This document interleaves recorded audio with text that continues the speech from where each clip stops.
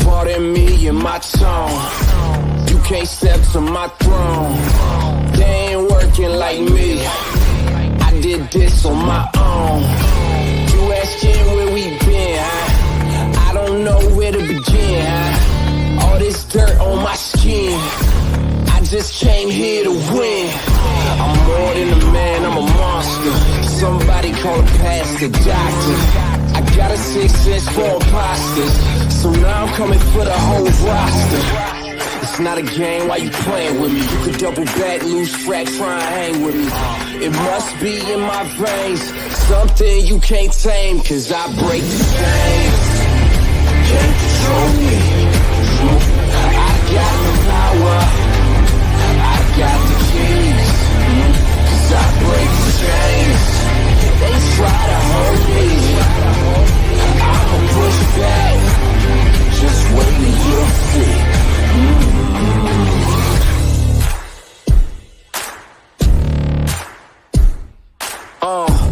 Please excuse me, your honor, but you can't hold me no longer. Can't you feel the vibrations? I broke out and left traces. Go ahead, try catch me if you can, man. You'll be looking all night, I'm the Sandman. New York, London to Japan. I'ma show the whole world who I am. Boom, boom, boom. Major look. Yes, fight night once again. Salute to each and every one of you who support the channel WCS this weekend. Front and center, we have boxing first and foremost, top rank. You know what I'm saying? Got a heavy card. Look in the description.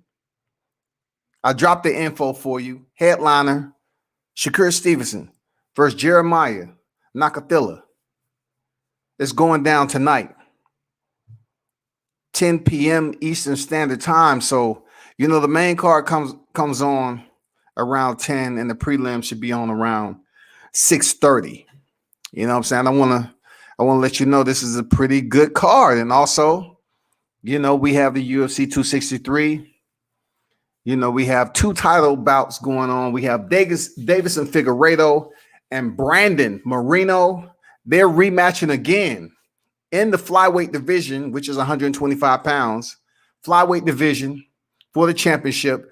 5 rounds, 5 minutes apiece. And also the main headliner, Israel Adesanya, faces Marvin Vettori.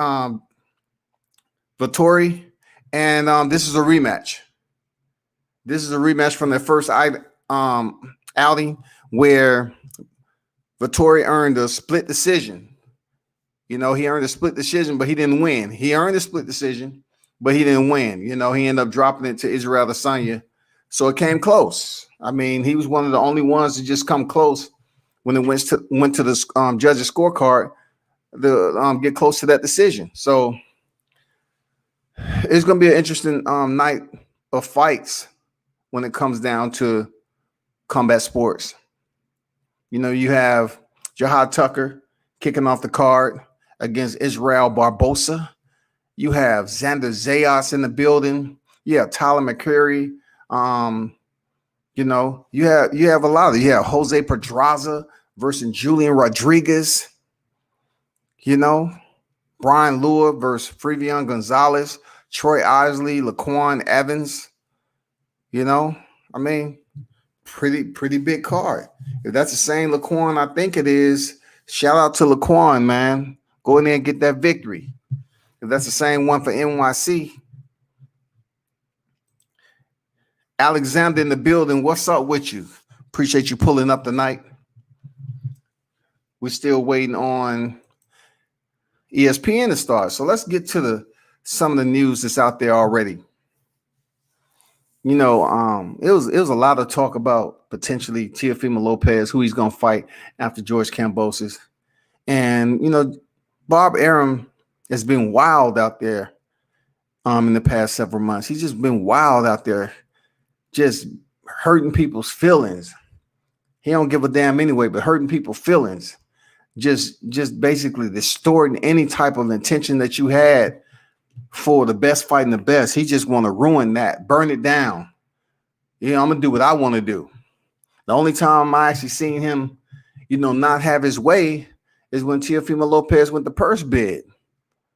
You know what I'm saying? That's the one time I felt like, damn, somebody had the cojones to do it the other way, their way, and it worked out for him. But now all of a sudden, Bob Arum is talking this, he may potentially fight Vasyl Lomachenko next. And for anyone who's looking at this, you can pretty much see where that's going, right?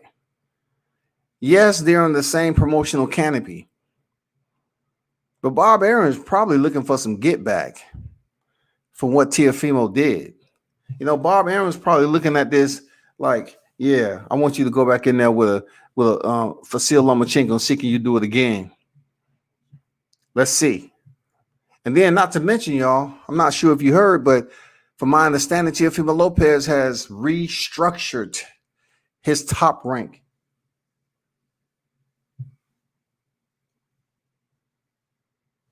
Hold on for a second.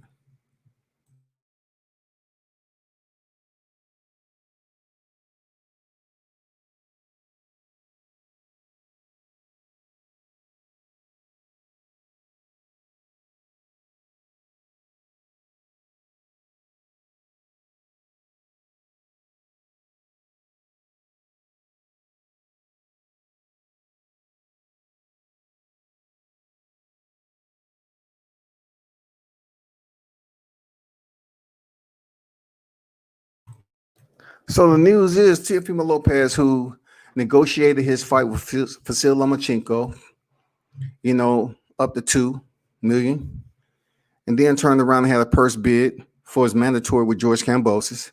From my understanding, man, he just restructured his top rank deal to 2.5 minimum. 2.5 minimum. You're talking about an individual who's in the fight game in his first division, was able to unify the division, haven't had anybody do it the way Teo has been doing it down there. The amount of fights he's been able to accomplish that in. He's 17-0 right now. And when it comes down to it, if he's a $2.5 million man, he can only go up from there. Because he's tied in the top rank for a good bit. His timepiece is long with top rank. He still have a lot of minutes and days to tick off that.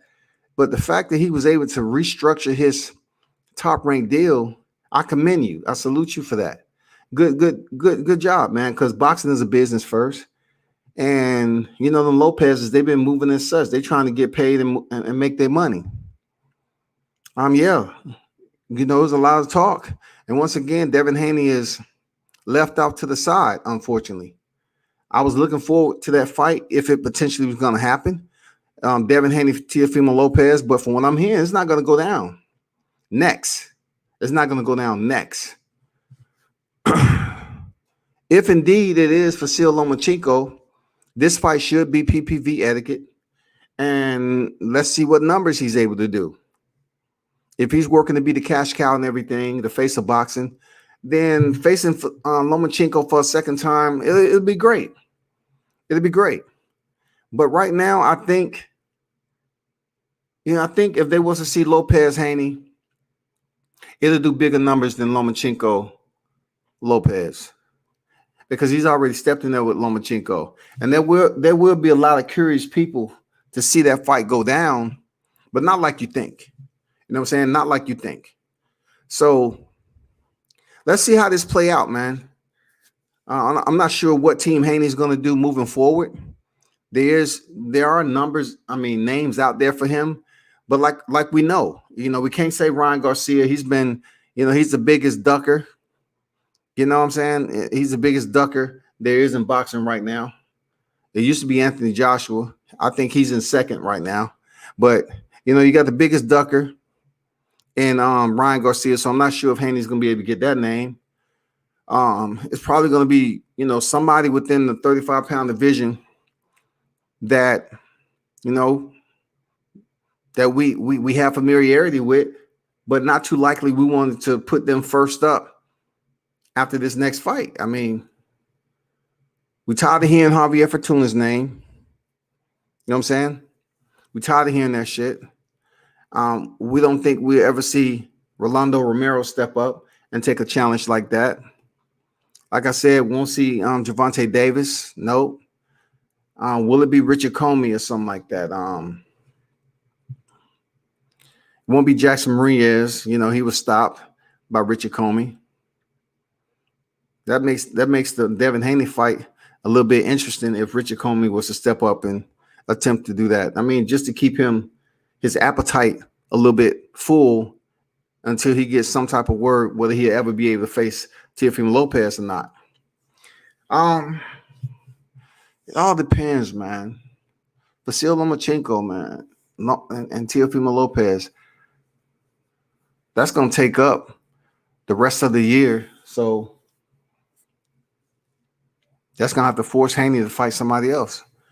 You know, somebody else we're not trying to see right now, unless something crazy come out the woodworks and we didn't see it coming. You know what I'm saying? With a boxing, just to keep, you know, Haney's name in the limelight in case they want to still match him up with Tio. I don't fucking know, but I just know Bob Arum is letting us down. It's not like we expect him to come through for us, but yeah, he's letting us down again, man. You know what I'm saying? But shout outs to Team Lopez for doing what the fuck they supposed to do. I salute you for that. Let me check this on ESPN right quick.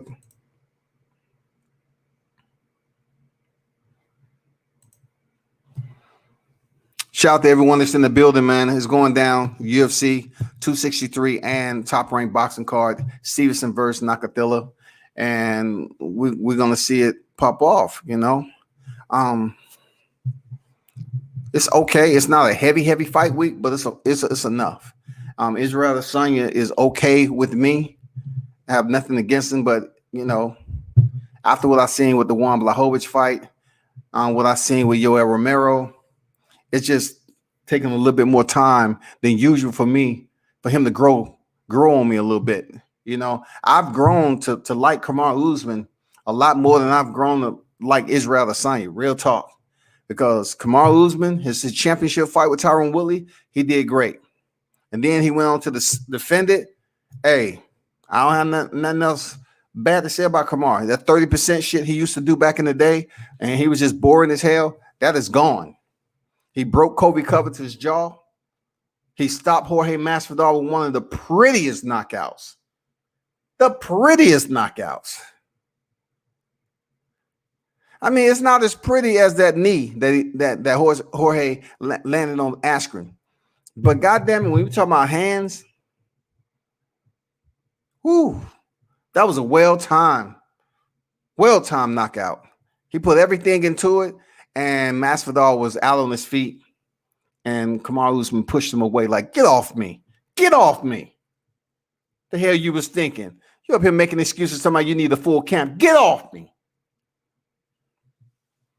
He went there and fought his former stablemate, Gilbert Burns, a BJJ, you know, world champion. And, you know, he handled him accordingly. Seriously, he handled him accordingly, man. You got to give him his props. So I watched Kamaru Usman before I watched Adesanya, really. Adesanya, man, I don't know. You might not want to ever think about jumping up in weight trying to fuck with John Jones. I know that have since left your thought process, and I applaud you if that is the case. Leave John Jones alone.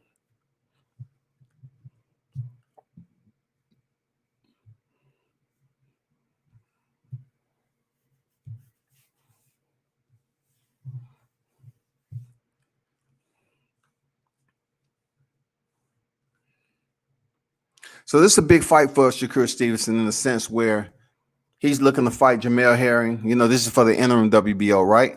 So he's looking to fight Jamel Herring. He's calling out Oscar Valdez. Any one of those fights for Shakur Stevenson would be absolutely fantastic. And we all know if you're looking at unification, the thought process is unification will absolutely trump, you know, what Shakur Stevenson is trying to do with an interim title. So if I'm Oscar Valdez and I'm trying to prognosticate what his next plan is going to be, I would definitely say he's going to call out Jamel Herring. But Shakur Stevenson should be next in line for that. And he's made it perfectly clear it's going to be a massacre. So he said the same thing about his last opponent, which I have on the thumbnail. Did I even put it up there? No, I haven't put it up there yet. You know, what you said about his last opponent, he dominated, but his last opponent had a pretty good beard on him, stood around, was durable, lasted, and he answered the final bell. So you have to show him love for that. But Shakur Stevenson is, I call him the emperor of boxing. He's on the rise, man. He's doing big things. Very smart, disciplined, fundamentally sound fighter. Of course, people are going to compare these black fighters to one another all day long. You know what I'm saying? They're going to compare them all day long, but it's not going to make a difference until they begin stacking their credentials and resume together. And this is exactly what Shakur Stevenson is doing. That's exactly what Gervonta Davis is doing. While all these other fighters are, if you're not unified, these fighters are in a single division. You have to understand how everybody else is doing it. A new way. You can even look at Leo Santa Cruz. You can look at Oscar Valdez. He's in this, next division up. You're looking at Shakur Stevenson. You have multi-division champions that's out here, and it means something, period. It absolutely means everything. So it's good to pack those divisions away early. So by the time you get to the back end of your career, you may be a 4-division champion. You may be able to do what Mikey Garcia is doing, picking and choosing whether he want to move up. You keep your name relevant, and keep those losses to a minimum. You get that big paycheck, when you're on the downslide of your career. No, everybody's not going to be Manny Pacquiao. He's a one-on-one right now. It'll be difficult for somebody to even think about doing that in this era. Serious. It'll be incredible. Amanda Serrano being a 7-division champion. I mean, that's just crazy, man. I don't know. That's crazy. But it is what it is, man. Speaking of Golden Boy, right? A lot of you don't know Zerto. I did an interview with him in Texas. I know you're probably saying to yourself, for real? For real, you got Gilberto? Yes, I did. I scooped up Gilberto, I think twice. He's undefeated, man. Dude is like 41-0 right now. And hardly anyone knew him. He was at super middleweight, WBO rank sanctioned body. And he was over there and he can fight. He's a tall fighter, lanky, and he's absolutely undefeated. So what Oscar De La Hoya just came out with is saying that he's trying to build him up to break Floyd's record. He want to build Gilberto Ramirez up to surpass Floyd's 50-0. That's the plan from the man, Oscar De La Hoya. That's his plan, shawty. He want to build Gilberto Ramirez up, which, from looking at his record, he has a ways to go, but he wants to build him up to break Floyd's 50-0 record. People should tune in to see Gilberto Ramirez fight. He can fight. You know what I'm saying? But people don't pay too much attention to him, man. He's almost like Jaime Maguire. Jaime Maguire is stacking away these divisions, and no one really know when he's doing it. Like, he was heavy at 154, very active, and people was like, okay, this Maguire guy, all right, cool. And then he just disappeared, but yet he was still, he was going from one division to the next. Check him out, though. Zerto, Gilberto Ramirez, man. They're trying to build him up, put his name out there.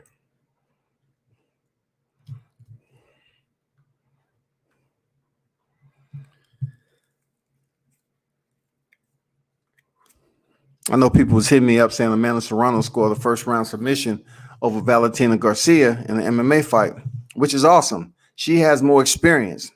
And this was on the heels of Carissa Shields stepping into the cage for the first time against Brittany Elkin, right? So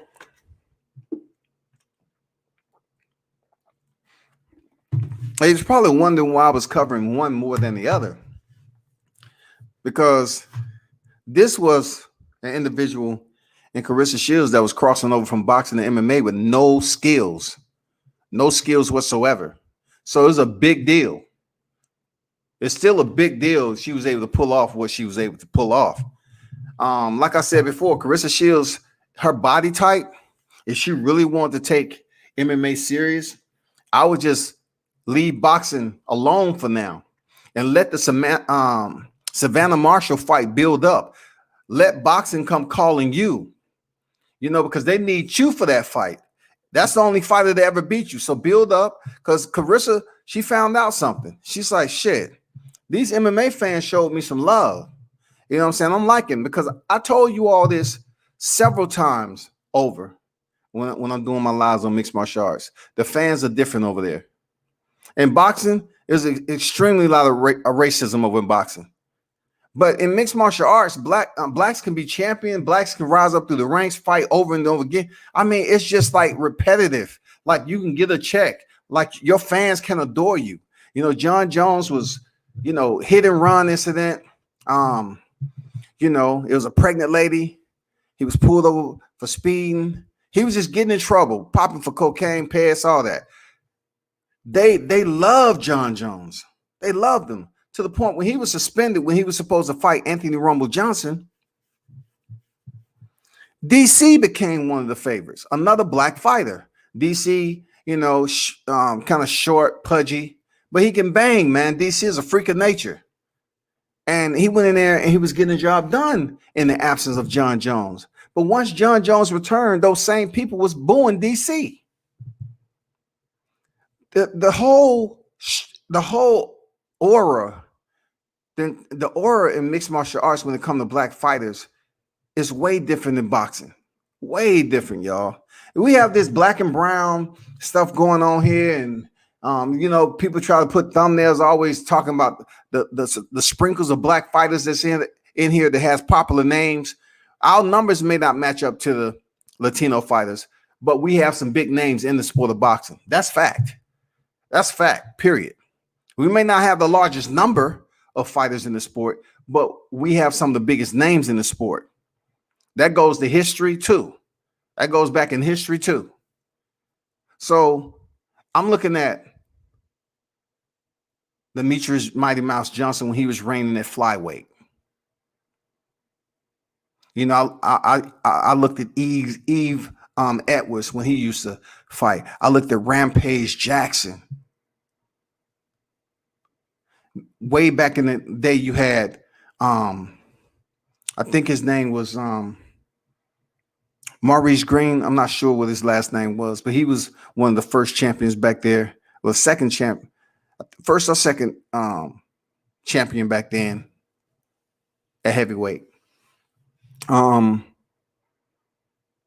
Jones, Tyrone Woodley, he was 5-time world champion.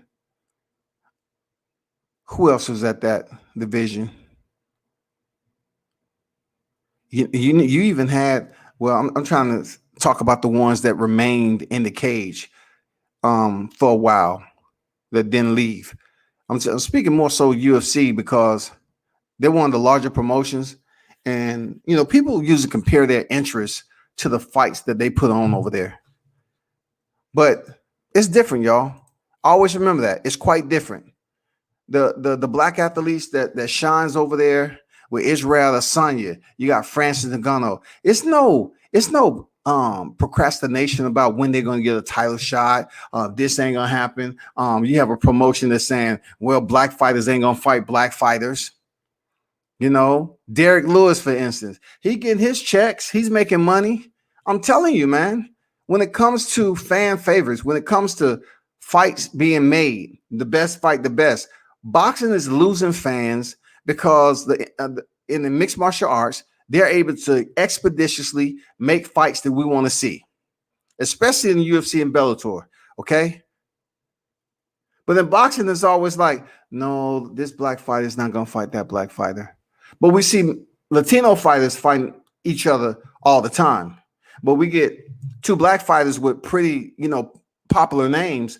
They can't step in the ring together because it's this rumor mill out there that certain people don't like black fighters to fight black fighters, or they don't sell.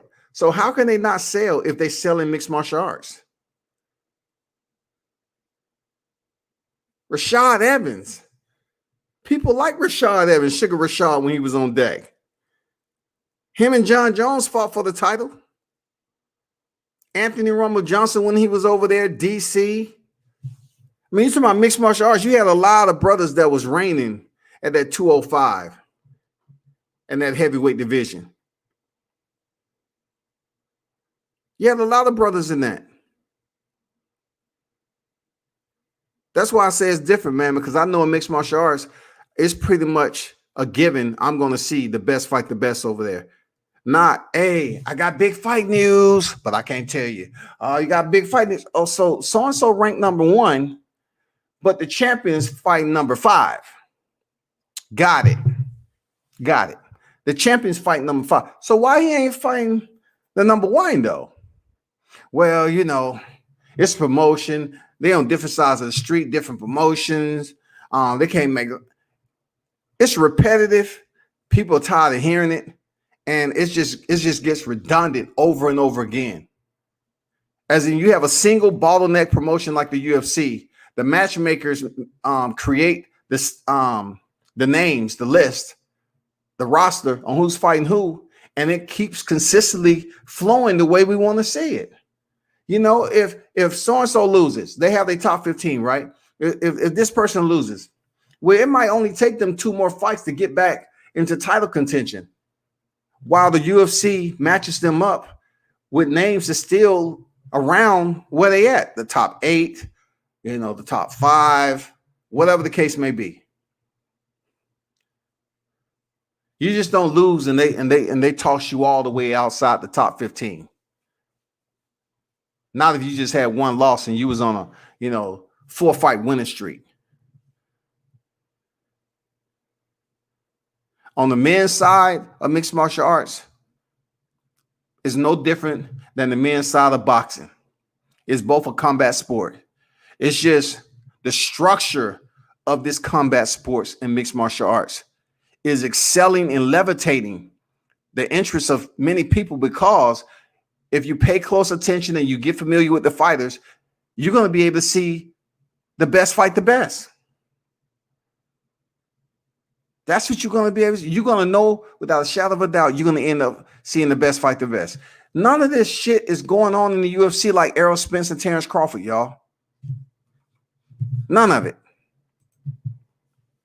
Alex in the building. What's good? Salute WCS in the chat. So who is taking the win between Loma and Lopez in the rematch? A PPV fight, and it should do good numbers. Well, Haney should take another step up fight for now. I'm not sure what we're saying. He should take another step up fight. Jahad Tucker's on deck. Let me get to this fight right here. Jahad Tucker's on deck, man. Shout out to Jahad. They're in round 1.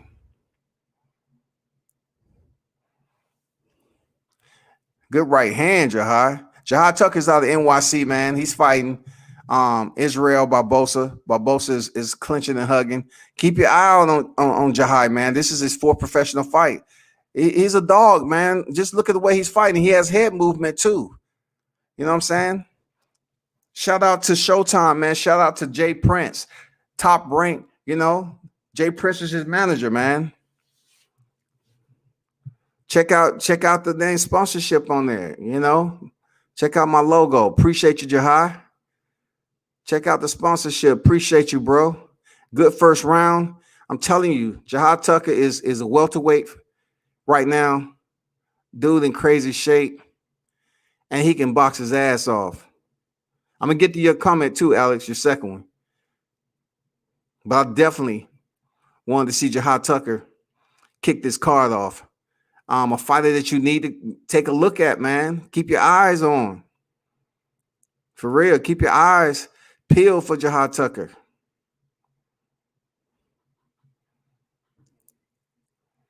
The man's not even sitting down in the corner, dog. What example is he setting? He's basically letting his opposition know I'm in great shape. This man did an interview with me, and he was still cutting weight. Professionalism, man. I appreciate it. Professionalism. Nah, man, I got to lose these pounds. He was up there then jumping rope. And, me being who I am, I understand it. So, I did as much as I possibly could, and then I cut it short. Second round on deck, man. Jahad Tucker's in the orthodox, just as Barboza. Barboza's on his bicycle, resetting, left hand. Jahad's basically working that jab, man. Very good timing.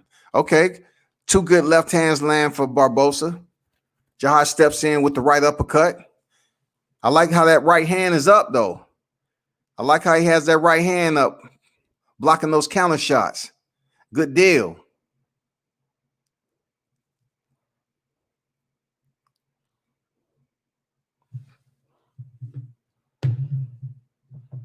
Good fight so far. The fight is clinch. The referee breaks him. Another uppercut. Jahad sticking and moving. Nice 1-2.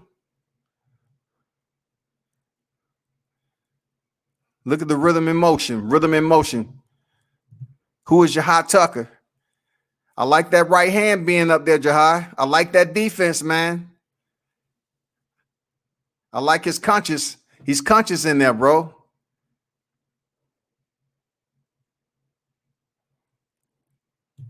Constant action, man. Constant action. I think this is his last 4-round fight right here before he moves up to 6. This is his 4th professional fight. The last one ended with a left to the body, a left hook to the body, man. He's waving to the crowd. I'm telling you, man, Jahad's a professional. He's a showman, for real. Jahad's a professional, man.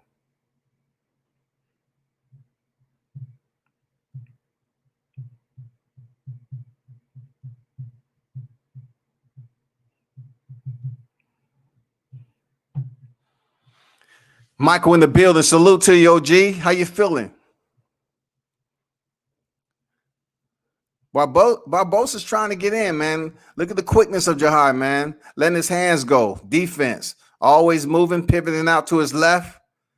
Checking it with that left hook. Keep that right hand up, though. If you're going to lean over and short, look, if you're going to fight short, keep the left hand, keep that right hand up. Because you're basically lowering your range, your height down to him when you're having success. He's making Barboza wear the fight, man. Look at that movement, man. Somebody's been teaching this guy. Barboza's trying to match his movement. He's trying to match the rhythm and dance. Oh, that's a nice 1-2 right there by Barboza. Like I said, if you're going to lower your stance and not fight tall, you allow a short opponent like Barboza to land a shot on you. But I give it up to Jahad, man, for putting on a show, being a showman, getting in the wickets, close quarters combat. You know what I'm saying? Not even using a stool. Come on, man. His father in his corner. Peace, OG. I had to tune in. I appreciate you, bro. I have Shakur stopping Jeremiah in the later rounds of winning by decision. So what's next for the young lion in your opinion, WCS? The Valdez fight should be fire for Shakur. Shakur should fight Jamel Herring next. I'm not sure if he's going to get that fight with Oscar Valdez, but that'd be a huge fight for Shakur Stevenson at 130. Especially, Valdez coming off that knockout of Burchell. That'd be a huge fight for him. I would hope for that, something like that to happen. He tried to fight him at 26. It didn't happen. Valdez vacated and moved up. So they got to fight sometime or another. J8 in the building. We in the 3rd round, man. Salute to you, my brother. We in the 3rd round. Tucker versus Barboza. Barboza's doubling up his jab. You got to get off center, Jahai. Jahai is full of energy, man. Consistent. Let his hands go. Not afraid to bang on the inside. Always aware of what's going on. Work the body and the head. Barbosa's game, though. And look, this what people is looking to see with Jahai Tucker. Because he's LeBron James of boxing, came straight out of high school to the sport. So, of course, they're looking for him to take, fights with opposition such as Barboza. Look at that defense, man. That's what the fans want to see. Body, jab to the body.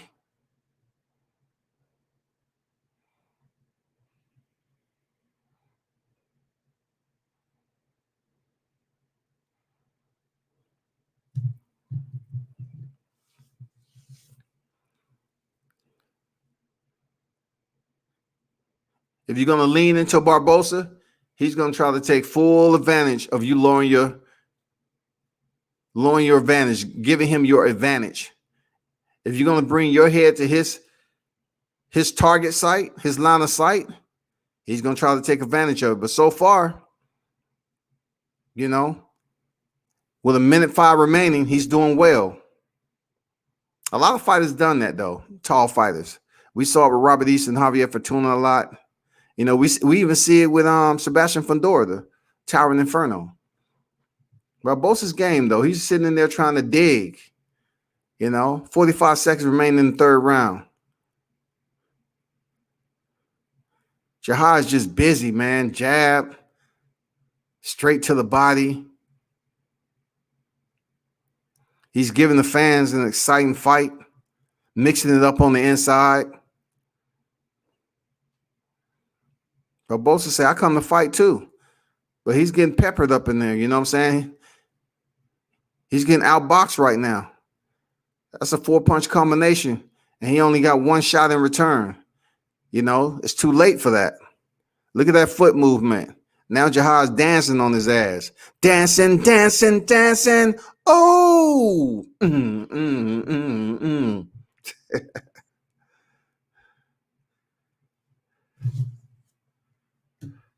Everybody dance now.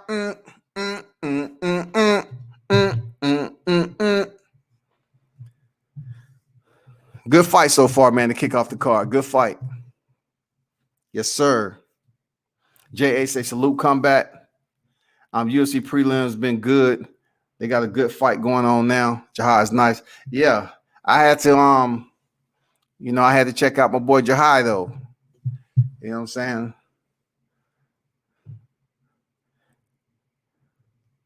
He's one of the fighters I sponsored, man. So that's why you see my logo on his shorts. Shout out to team, his team, Showtime, for linking them up with Top Rank in the beginning. Shout out to Jay Prince. He's a Jay Prince signed fighter. So, of course, he's happy with what he's seeing. I mean, it goes deeper than this YouTube stuff. People look at my patch on his shorts and they wouldn't understand what that's about. It's all about supporting some of these young fighters. I'm not a big channel to get super chats, but still, there are fighters I support out there. You know what I'm saying? It's way deeper than just doing videos all the time. Just keeping it 100. So we're in the 4th and final round of this fight. Jahai just landed like 5 jabs. Oh, he punched old boy behind his head. I don't think I ever seen that, dog. We might see Jahai in MMA in the future, for real. He has good foot movement, man. He hit old boy behind the back and over the head and then turned into him.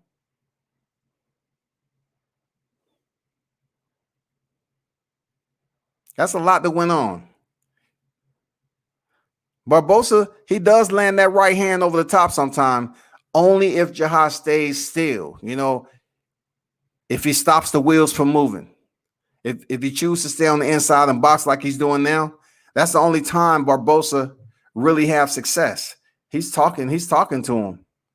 He's talking shit to him. Comes off the ropes, light him up with a 1-2, and then triples up on the jab. The hook. I mean, he's really looking good, man. He's shining in there right now. He shows him the bolo. Like, come on, dude. Let's go. Put on the show. Let's go. He's in there putting on a show, man. Come on, man. Y'all need to follow him on IG. Who is _Jahad Tucker? Check him out. Look at that counter left hook, man. Now he's just playing with the guy. He's boxing like he's levels above. You know what I'm saying? His attentiveness, his timing, and his accuracy is absolutely on point. Barbosa's trying, though. I would give Barbosa that. Barbosa is not going in there laying down. You know, he's taking it on his right eye. He's looking up in the camera at his right eye. 40 seconds remaining in the fight. Jahad invited him over in the corner, but he didn't accept the invitation. He needs to do more, man. Jahad's about to become 4-0. Good defense. He's about to go to the camera. He's about to talk to the camera. He reminds me of Crazy Horse. He got his hands behind his back, y'all. He has his hands behind his back, man. Putting on a show for the people. I'm telling you, y'all better keep an eye out. Y'all better raise one eyebrow. Shit.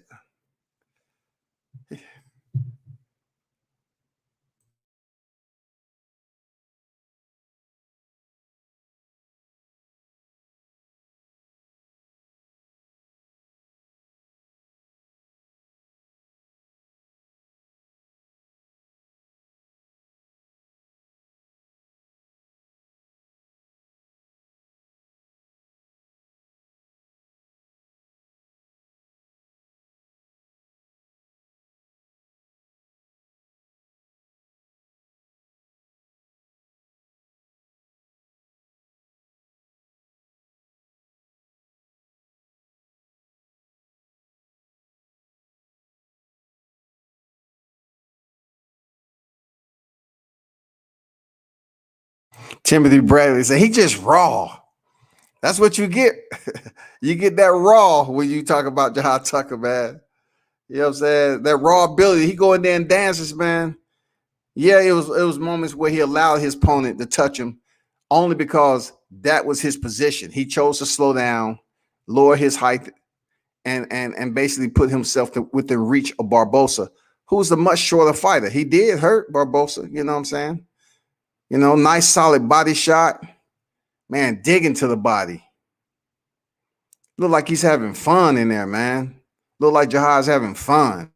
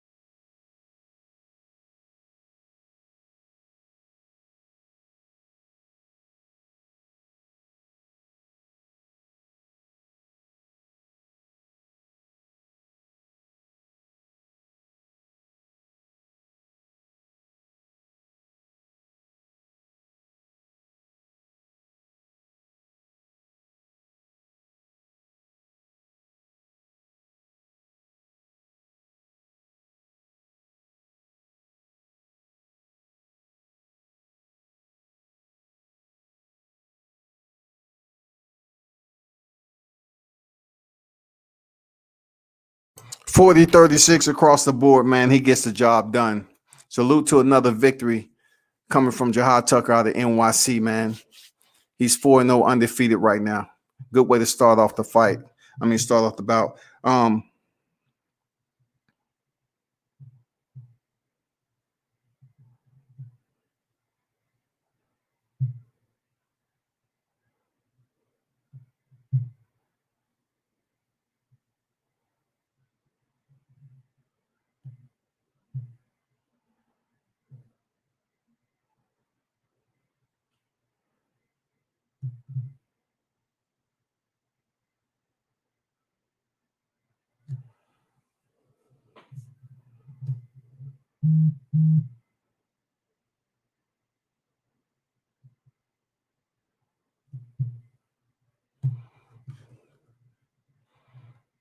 Yeah, that was a good opener right there. I'm trying to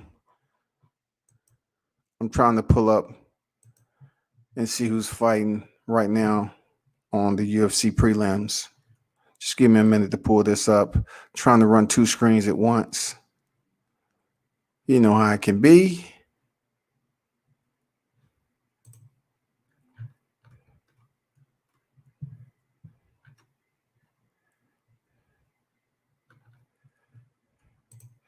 See who's fighting right now. Who's fighting?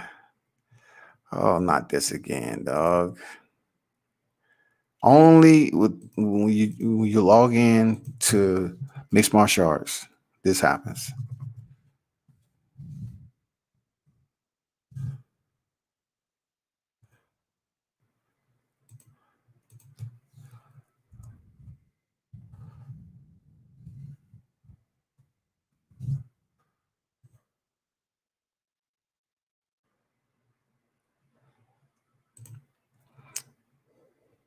But this is a big spot for. So who we got? Appreciate everyone in the building, man. I had to bring up my UFC stream too, while in the process of watching the ESPN card. So we have Stevenson Peterson that's on deck right now.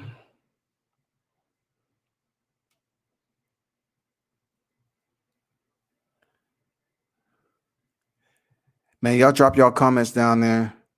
You know, be sure you follow at @whois_Jahad Tucker on IG. Check him out. You know what I'm saying? Check him out. He's an entertaining fighter, man. You know what I'm saying? Yeah, he was some times in there where he did lower his stance, lower his advantage. It wasn't times where his opponent called him only because he allowed that to happen, but it wasn't nothing serious. Overall, he's a very entertaining fighter. I like how this Peterson just jumped into the cage and went into that single roll right here. This guy right here, man, this guy that you're gonna say look goofy as shit, he can actually fight, man. For real, this dude can actually fight. I know he looks super goofy, but he will fuck you up. I know, Chase Hooper has ran into some people who tried him and they found out the hard way when he, before he really got in this UFC game, all tall and lanky the way he is, but he is absolutely a threat. Like he can bang. He can bang. You take this kid out of the cage, throw some glasses on him, and they trying to take his money. You know what I'm saying? But next fight is on deck, man. Introduction for Top Rank is on deck. This is going to be good, man. This is going to be a good one coming up.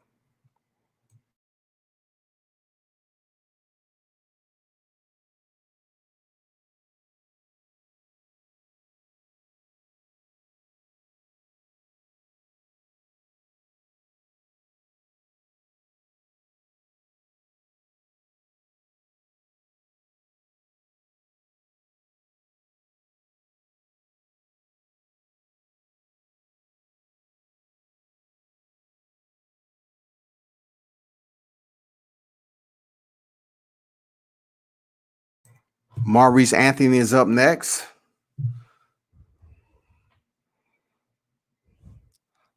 Three and one with 3 knockouts. This looks like it's going to be a pretty damn good, interesting fight right here. And we are in the preliminaries. You can see the entire fight card if you look on my YouTube, and in the description, I gave you the whole lineup. Whether they keep it in order or not, sometimes it changes, but so far it's going along pretty decent.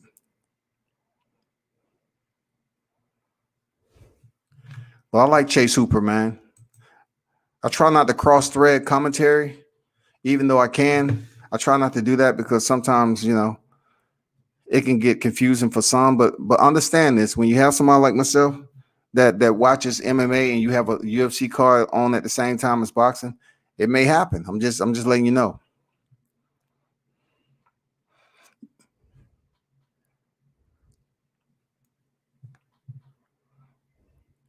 You have Anthony in the black shorts with white.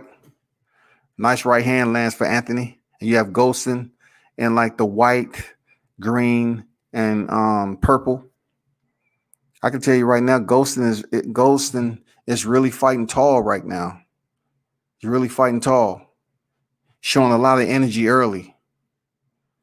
Herb Dean, the referee, to start this bout. Shout out to Herb, the Hall of Famer, man. You know, shit. He's one of the only refs that actually fought in MMA. Golston is showing pressure early, man. Let's see what Chase Hooper has. Comes out right with a punch kick combination. The one thing I don't like what Chase Hooper tried to do sometimes is what Sebastian Fundora is able to get away with. That is close distance with his long arms and smother his own shots. He just caught Chase with a right up top.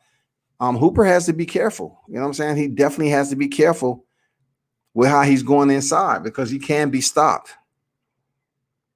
He's not the fastest fighter. If you look at Hooper's shoulders, he's very square, but that has nothing to do with it, you know. He's being pounded out right now, so he has to do something. He's walking the cage. Nice action from side control from Peterson. He's having some success with Hooper early. Hooper's trying to take it to the ground, and Peterson is just too strong right now. You know what I'm saying? Meanwhile, in boxing, man, these guys are throwing combinations. Golston, he's showing, you know, he's obviously the taller fighter. So far, he's fighting tall.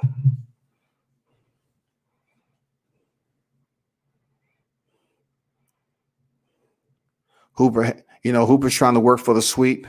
His BJJ game is pretty decent. Peterson with the overhook. Fighters clinch against the cage. On the hooks by Hooper. He wants to keep this fight on the ground. There he goes. He reverses, gets behind him. Nice. Has the body lock from behind. Let's see what he's able to do with it. He has partial back control, nothing big right now.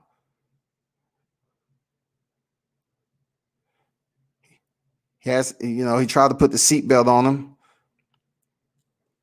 Peterson is aware of it. Turns into him. That's what he wants, man. He wanted to turn into him so he can try to take him to the ground. Peterson feels good about being, you know, in his world, his element. You know what I'm saying? He feels good about being in his element right now on his back. Look at that. Look at that gable grip. He's trying to work for position. This is what I was trying to explain to certain people. There goes Inoue, the WBA and IBF bantamweight world champion. Cool Boy Steph say he would give Inoue the business on his interview with Brian Custard.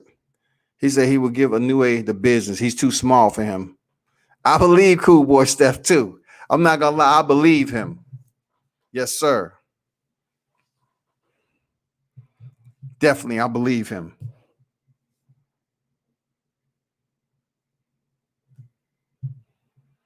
So Peterson attempted the guillotine, which, you know, to Hooper, this is the world he wants to be in.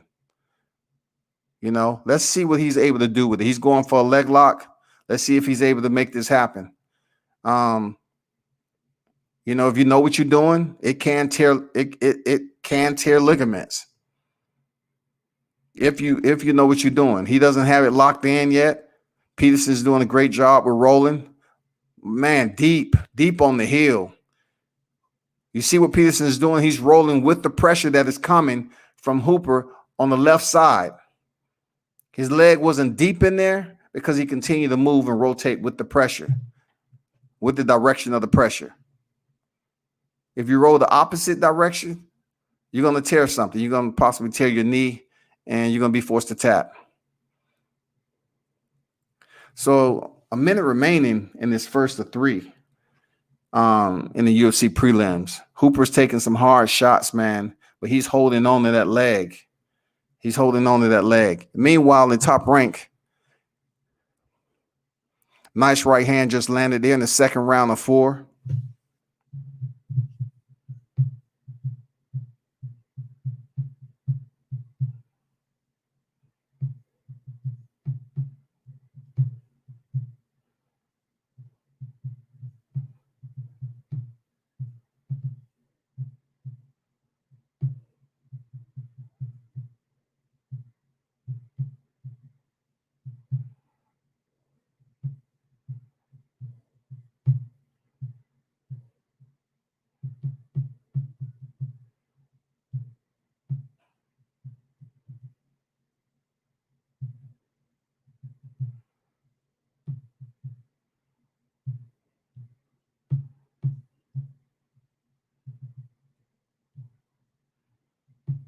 I'm still here, y'all. I'm just people hit me up.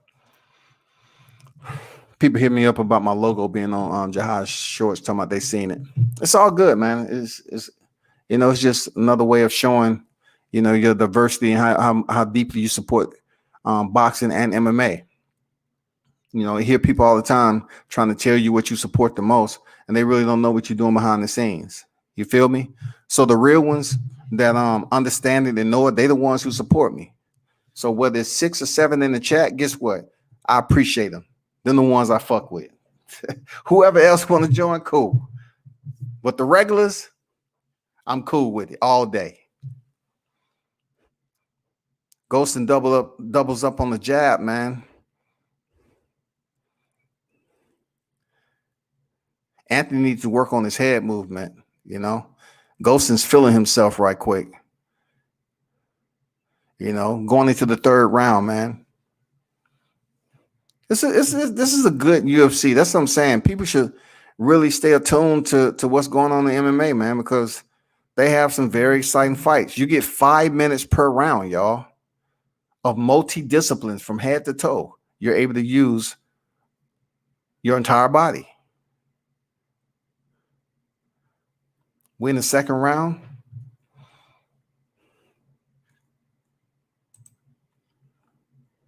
Old school, what's good? ESPN. That's where you'll find the Top Rank card. ESPN.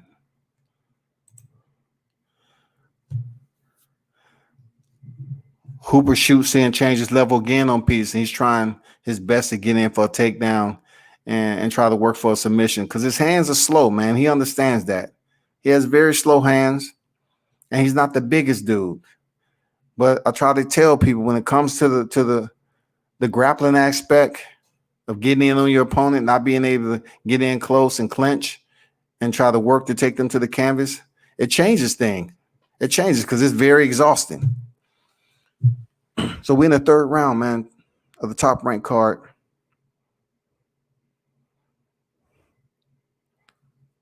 Nice counter. Nice counter by Goldston right there with that right hand. He doubled up on the counter. 2 right crosses back to back.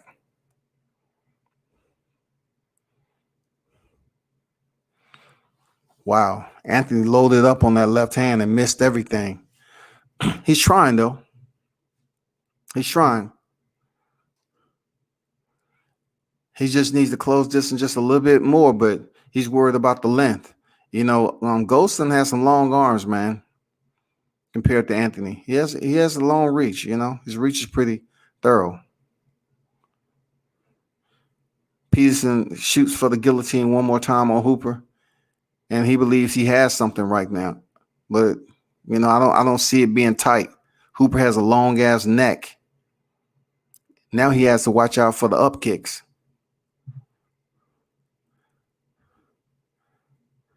See how Golston lowers his stance now? Golston's doing the same thing. He's lowering his stance to kind of say, I'm right here. Throw something so I can counter your ass. I'm right here. I'm right here in front of you. I'm checking in on your level.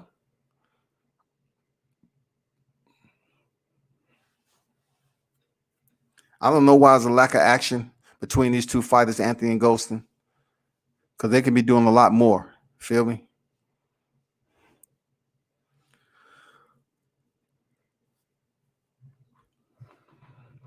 I'm gonna go over some little areas that some comments that was made about the Shields and Elkins off my live and what they thought process was. I'm gonna reiterate some of the things I talked about in that particular bout.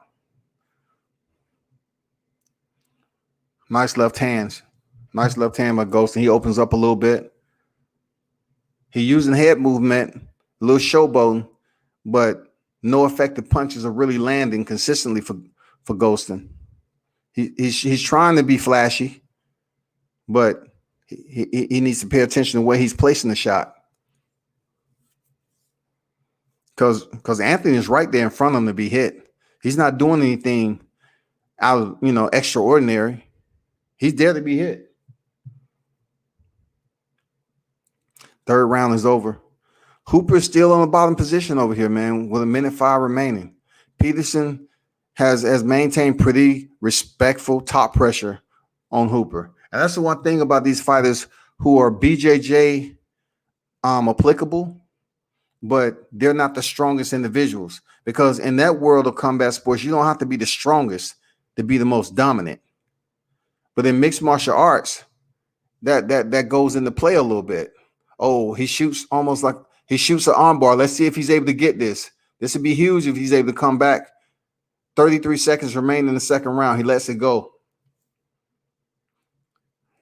Xander Zayas looking serious, wrapping up the weapons. He's on a quick turnaround, Xander Zayas, man. He's 8-0 already. Xander Zayas is another name you need to keep an eye on, man. I'm not sure why a lot of people are not, talking about him a lot more, but keep an eye on Xander, man. He's moving quickly. He's young, super young. So he's going to him for his ninth professional fight, man.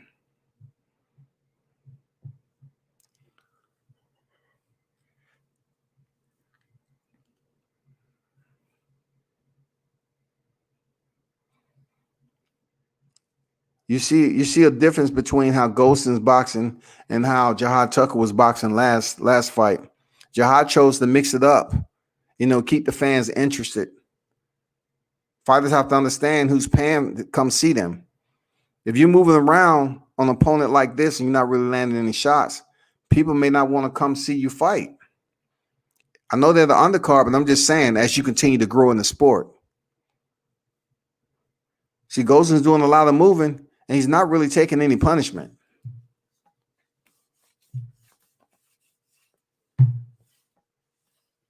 He just pushed that jab out of his southpaw too. Take advantage of that shit, man.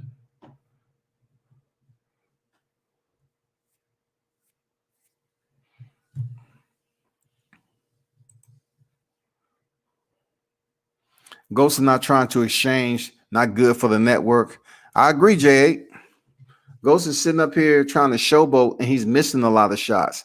Stick to the basics. And, if you're going to put on a show, do it by landing some good shots on your opponent. That's all you got to do. Don't be dancing around here like it's a disco ball in that motherfucker. Ain't nobody playing no music on the side. Ain't nobody playing Planet Rock in that motherfucker.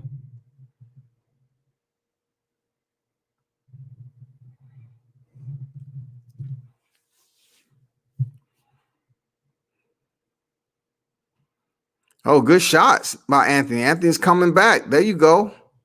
That's what you do to a person just dancing around the ring and trying to pick up a win. 45 seconds. Anthony needs more than there you go. Hard shots, man. Ghostin is all of a sudden just stopped moving for whatever reason. Like, what's going on with this guy? Is he fatigued? He looks in good shape. I mean, is he fatigued? Anthony's running over there like hell no. You ain't getting away that easy. Is he taking time off? Let me listen to the commentary and see what Bradley has to say.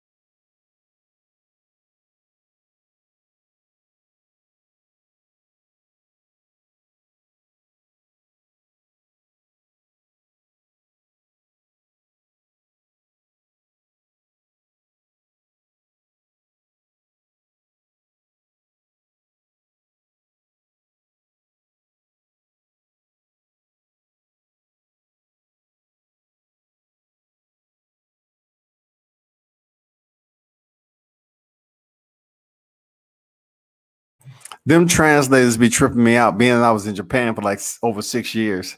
Them translators really be trying to speak proper and bloviate what in a way actually said. You know what I'm saying? He didn't exactly say that, but his translator is going to try to articulate it to the best of his ability and also just add his own spin to it.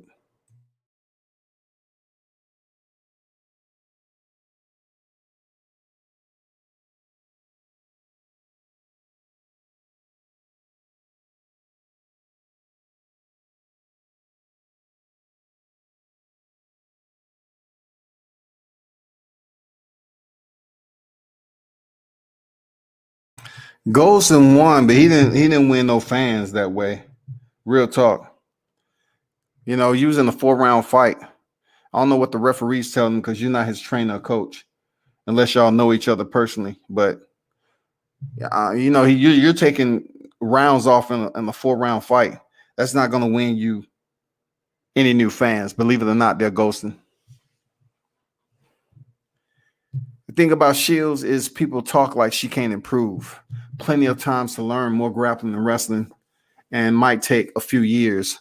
Saw the Guot fight. Elkin seemed poorly conditioned and super sloppy with her groundwork. Okay, this is my take since we have time. Okay, Hooper finally was able to get control of his back with 40 seconds remaining in the 3rd round. Great. Okay, to J8. Okay, I understand where you're going with this, where you have critics. Okay, you're going to have critics in everything you do in sports and professional sports. Critics are looking at it as if Shields being this boxing elite, and then she's coming over here. And I thought she performed very well as far as her cardio and her activity.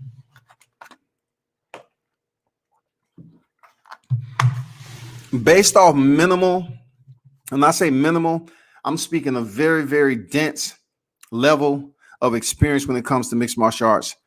I really commend and salute Claressa Shields. People have to understand that what integrity am I? What type of integrity do I have if I'm not going to give you both sides of it? I already know I'm black. Don't tell me Shields' sister and all that. What am I supposed to do? You think I'm supposed to just say, okay, sugarcoat it? And not, man, I spent 20 years in the military. I was a general's briefer, future current operations. That's just not the way I grew up bullshitting people. I may play around every now and then, but I just can't sit up here and say, we both black. I'm just going to go up here and praise her to the high heavens. This is my minus on what I've seen on Elkin. Okay? On Elkin. Because I really can't give criticism on Shields, who went in the cage and she performed. She performed. She didn't go over there and stay outside, and sweep the outside and stay out of danger. None of that. She actually tried to get in close and land some combinations. That was her first MMA fight. So you got to salute her for that. This is the minus I have. Elkin is the minus. First of all, Elkins was the perfect opponent to be selected to lose. First of all. Second of all, she's a brown belt BJJ practitioner. Majority of the individuals that's sitting up here looking, let's say Mitch talking about she was deconditioned. She wasn't. She's very conditioned. You have to be conditioned to do what she does. She's been retired, but yet she was competing in grappling. You still have to have conditioning to compete in BJJ. So I'm looking at some of the areas where it just didn't add up to me with Elkin. Is the fact that she was able to fully mount. This is a brown belt competitor, y'all. She's a brown belt competitor. Do you know how important that is when it comes to the levels of this game? She is a brown belt. That's big when it comes to BJJ. So why was she fully mounted on Claressa and she really wasn't applying any damage? Furthermore, she put the Dagestani handcuff on Claressa Shields. That's when you reach around your opponent on whatever side, on the outside, and you grab their far hand. It's like a handcuff. You've seen Khabib Nurmagomedov perform this a lot. So you have side control. You reach your right hand. Let's just say I have side control and I'm on her, Clarissa Shields' right side. I reach behind her on her left side, all the way behind her back, and grab her right wrist. Therefore, I'm able to grab that palms down tightly, and it's difficult for Clarissa to really pull away because, due to physics of the human anatomy, it's just not that case. I have more of a pull. You know what I'm saying? I'm pulling. You're pushing. I'm pulling. So when she had that, she could have just started wailing away, man, with high energy, with her left hand and landing some bomb shots. Didn't happen. When she was fully mounted, she was punching so softly. Clarissa wasn't doing anything on the bottom. She attempted to bridge, but due to her lack of experience, she didn't bridge effectively to cause Elkins to come off the top. You know what I'm saying? So when she attempted to bridge and work for the sweep, she wasn't able to do it. Why? One, the lack of experience, and two, it was a brown belt on top of her. It was a brown belt on top of her. Three, why wasn't a brown belt in BJJ attempting submissions when Clarissa had her hands over her head? She was trying to punch Elkin in the face, because that's naturally what she's going to do. She's on her back. She said, I got to give her attention, punch her in the face. To a brown belt BJJ practitioner, that's a submission right away. That's candy. It's Halloween. Give me some. The Kimura was there. Most of all, the biggest elephant in the room to jumpstart this fight, y'all, was when a brown belt in BJJ, a competitor, a grappling competitor, attempted a sloppy, it's not even a white belt. A white belt can do an armbar attempt better than that. Elkin attempted an armbar on a non-BJJ practitioner. Clarissa knows nothing about BJJ. She hasn't competed. You can't just say she knows from studying 7 months. She might have put in minimal MAC time. And what I do know is she wasn't really grappling with the students. She was with the coaches, because she would have did with the students, she probably would have been injured going into this fight. I'm just telling you what I know. The coaches was there. They being paid, and they was grappling with her, and they wasn't allowing themselves to do anything extreme because they didn't want her to get injured. With the injury, you have to recover. So when she attempted that armbar, and she could have very well locked it in from there, Clarissa rolled into her. Well, she just started wailing away with her right hand because she had a left hand, and she could have just straightened it out. The fight would have been over. But Clarissa, gamesmanship, her dog, her tenaciousness, she turned into it. It's just start punching, which doesn't work. All Brittany had to do was straighten out her legs and elevate her hips and maintain her grip on that arm. Fight would have been over. But clearly, Elkin let go. She let go. Both hands. Boom. She let it go. Here, there's your arm back. It allowed Shields to have, a highlight moment in the fight and everything. It allowed her to get the crowd going and everything else. Once again, she's fully mounted. Elkin is in the next round was, fully mounted Clarissa. Easy takedown. And I wouldn't say, Clarissa Shields did land a right hand. She did let her hands go when she was within range.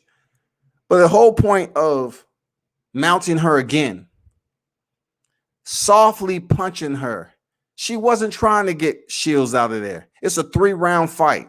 She was just softly punching her. She wasn't even punching her in the face, y'all. She was just like punching her somewhere in the area so it can look like she's doing something. In boxing, they call this moving around. You move around with a fighter, make it look interesting. And then when they get to that point, okay, I'm going to finish it. And your opponent knows, okay, you about to finish it. Let me pick the right time. Okay, all right. Boom, knockout. Elkin never really attempted to seize the moment, being that she's a BJJ competitor. being fully mounted with the hips that Elkin has, the strong hips that she has, she could have very well placed Carissa Shields in a variety of submissions. Easily. Only one submission attempt, a sloppy submission attempt on an armbar, which is one of the basic submissions that you learn once you get on the mats and start training the sport. You're competing and winning in grappling tournaments, but you execute one of the sloppiest arm bars, one of the sloppiest that you will see versus a non-BJJ practitioner. That's just facts, y'all. Whether y'all want to believe it or not, I'm just telling you the facts. So, I read some of the comments that people was dropping me on the email off my first live, right? And they put the language out there like, so what you saying is, no, I'm not saying what I'm saying. I'm telling you what I'm saying. Eccles was the perfect opponent to lose that night. She went in there and did what she had to do. And she don't plan on continuing mixed martial arts. She's been retired since 2019 from breaking her arm, from blocking the kick. And she's been grappling. She speaks about going through tough times, depression and all that in her rehabilitation and her healing process. So when she lost that fight, she chose to leave MMA alone. So when you saw her in the third round, right?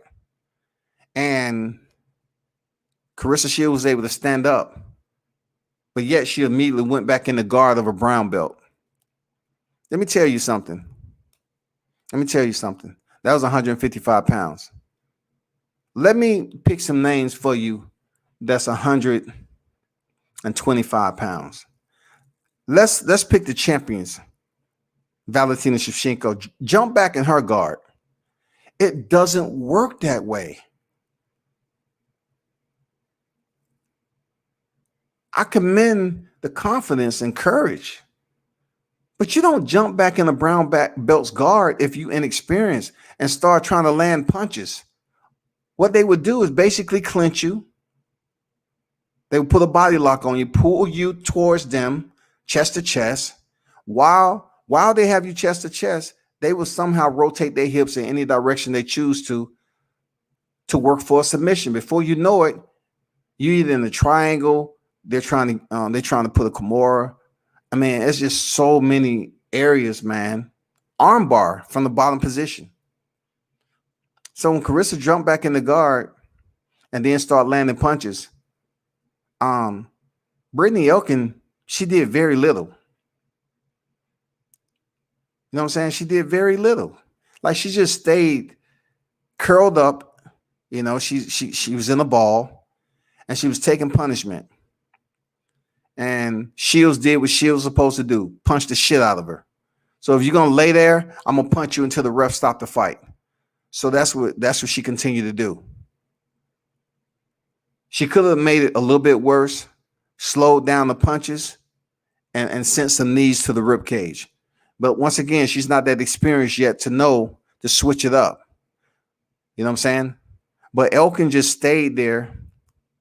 She chose to ball up, take punches, and not do anything.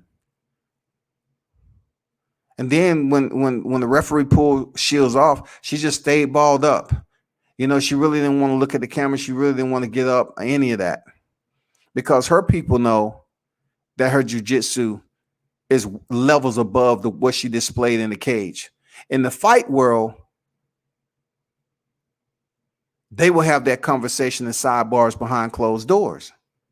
But they don't want to make another fighter look bad by saying, hey, she could have subbed her out in the first round, man. She was fully mounted. She could have worked for so many submissions, but she didn't work for jack. She had a Kimura right there. She could have moved into side control, y'all. She could have put Carissa in a crucifix. She could have restricted Carissa Shields' left arm, locked in her right arm, and just landed elbows and punches from the top. And Shields wouldn't know how to get out of that because she haven't been there. None of that. Nothing. She was just there moving around just like you invite somebody. Hey, this is my first day of class. Okay, go over there and roll with Brittany Elkins. She's the instructor. Go over there and roll with her. She's going to teach you some things. And you know, I've been there. I've been there. You have experienced BJJ practitioners that will mount you and they will take you through a process. Okay, what are you doing? What are you going to do? What you going to do first? Work. Show me what you're going to do. Work off your back. Try to improve your position. So that's all I can say on that. I know it's a lot.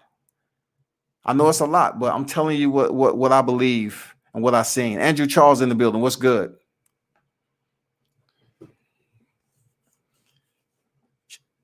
Mitch said Elkin was dominating the fight. Look, she was in spurts. She was basically showing and teaching at the same time. Elkin was in there. Look, Elkin is a mixed martial artist, y'all. She just couldn't go in there and flop. She couldn't go in there and flop, man. People would have said, man, that's disgraceful. You throwing the fight. Do something. She was handpicked to go in there for Carissa's first fight because she don't plan on standing MMA. So, yeah, Mitch, she was dominating in a sense where she was moving around and giving Carissa Shields some rounds and making it look interesting as the main event on the card because females constantly have to prove themselves. This was the main event, people. The main event. She wasn't there to go in there and sub Carissa out in the first round. She was picked to go in there and move around. She was the perfect opponent. Go in there and move around. You know, put in some work. Carissa's gonna do what she does. You move around with her. And when it's that time, the third round, what happened? All of a sudden, she gets curled up in a ball and Carissa lands some heavy shots. One thing I would salute Carissa Shields, Flint, Michigan's own, is that she is a dog. Like, I really think she should spend more time in mixed martial arts. She has the hips for it. She has the body structure, and she has some damn quick hands. For 4-ounce gloves on now, I bet them motherfuckers feel like like shit. Like whole different damn set of hands she got right there. She got very quick hands. She should just stay in the sport, continue to train at Jackson Wink, and leave boxing alone for a minute and get her second fight. Go in there with her second fight and come back to boxing 2-0 as a mixed martial artist. There's nothing wrong with that. By then, hopefully, they will be asking for the Savannah Marshall fight. Negotiate your worth. If you want the meal, negotiate the meal. Amanda Serrano been doing this mixed martial arts game already, switching back and forth from boxing to MMA. Heather Hardy doing this shit back and forth, man. It's not easy. And these girls are not getting paid that much. So that's why I say for what she's been able to accomplish, she's a Hall of Famer right now as we speak. Stay over mixed martial arts. Go back to the school. Train.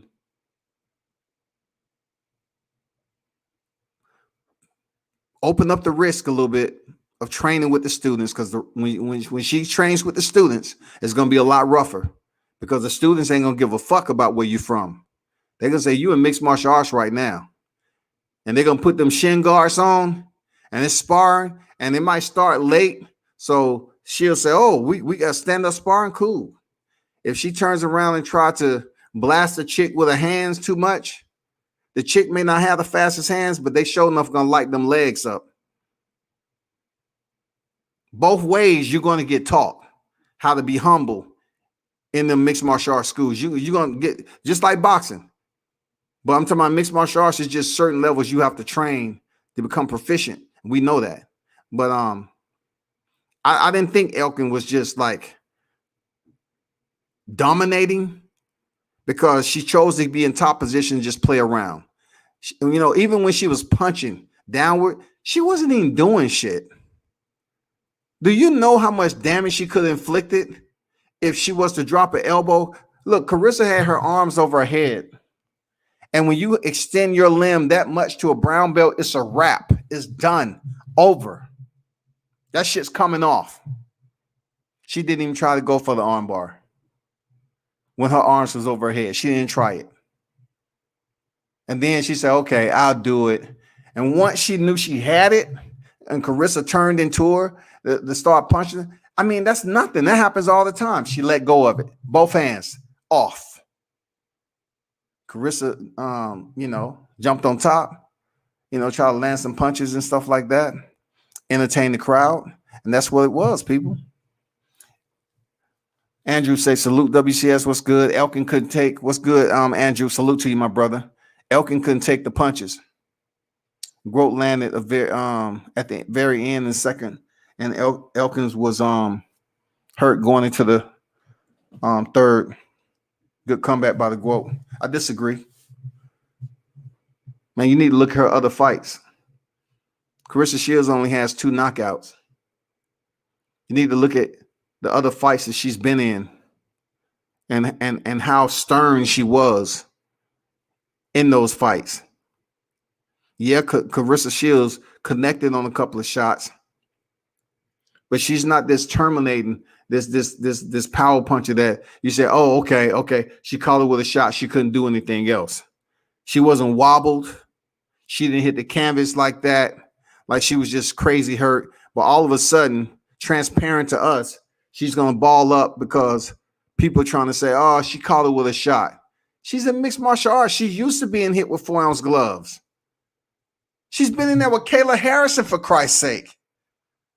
Come on, y'all. Don't let me break this shit down. She's been in there with a judoka Olympic medalist, the current champion in that weight class.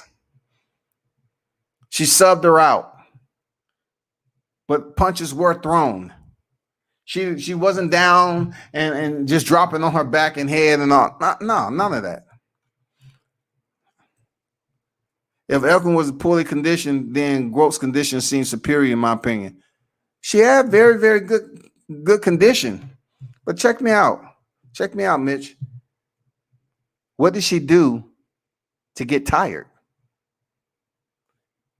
All she was doing was the Muay Thai stance. What was Elkin doing to be exhausted? Come on, bro, help me out. What was Elkin doing to become exhausted?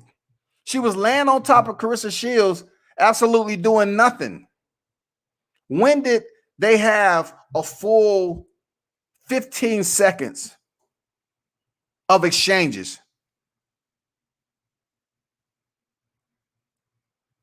When? When was a moment when they was exchanging fire?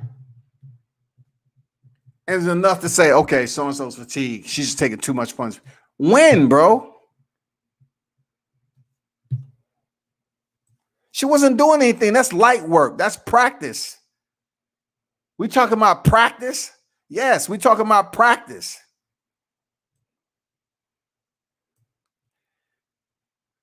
J8, man, y'all tripping. But I appreciate y'all sticking to your guns and dropping your comment. But you're talking about, Grote power transfer. One, she have a real knockout power with 4-ounce gloves. She has power enough to do something. We didn't see if it transferred over. We didn't see anything. What are y'all talking about? We didn't see anything. What did we see? She didn't drop her with a punch. She landed a couple of punches. Her hands are fast. Come on, man. What did we see? What did we see to say, oh, her power? She has 2 knockouts in the boxing ring. She even said she don't close her hand all the way, which probably one of the reasons she don't have consistent knockout power, because Shields herself say she doesn't ball her hand up when she has her boxing gloves. Her hands are open some of the time.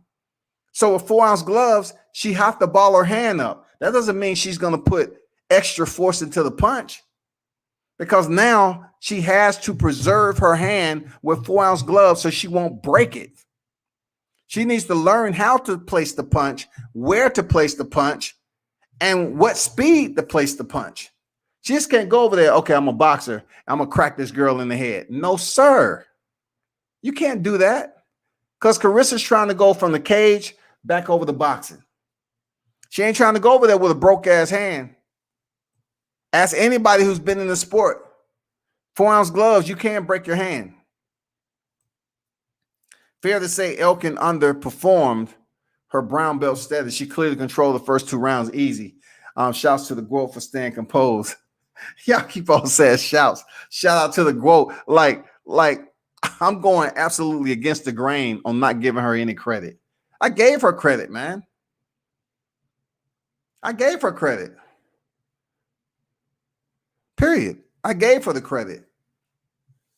But don't make it seem different if, you know, my education is just a little bit deeper when it comes to the time I spent watching and learning this shit. I mean, what y'all want to hear?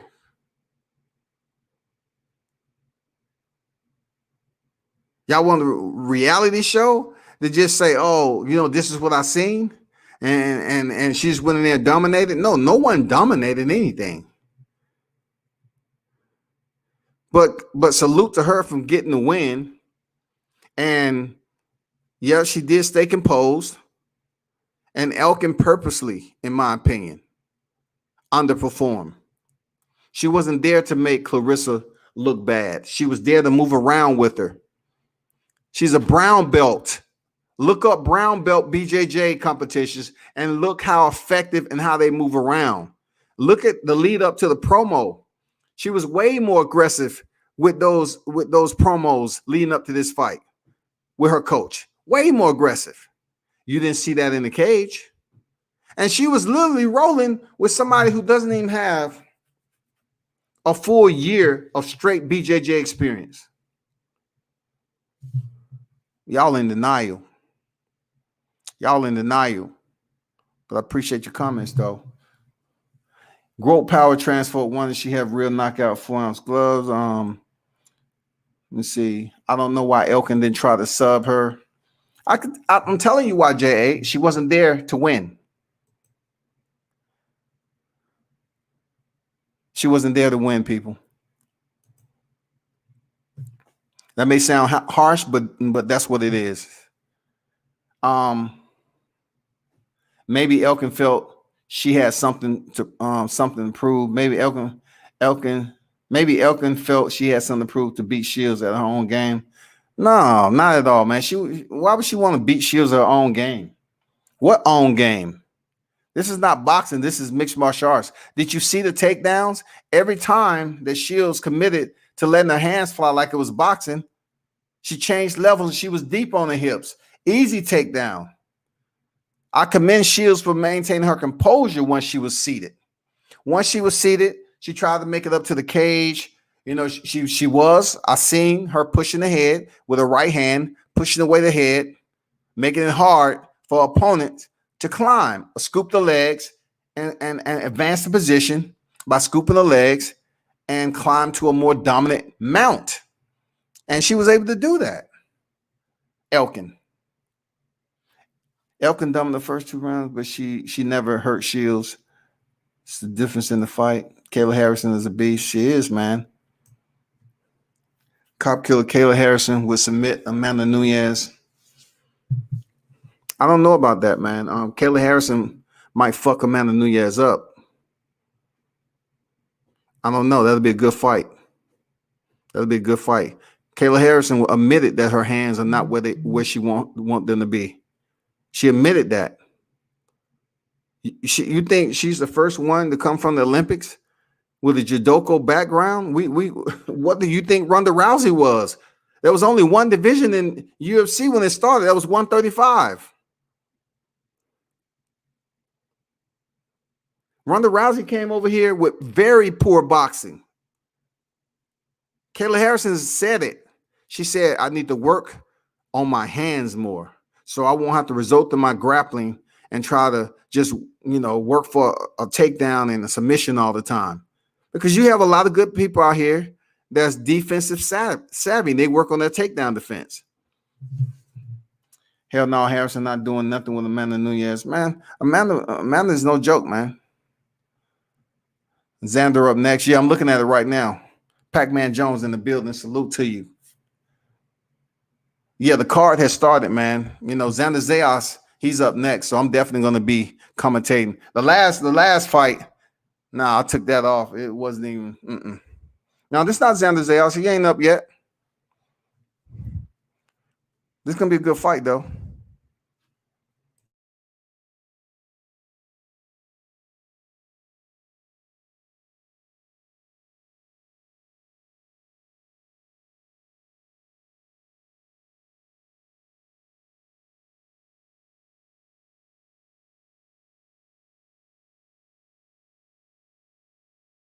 I like Bryan Lewis, though, man.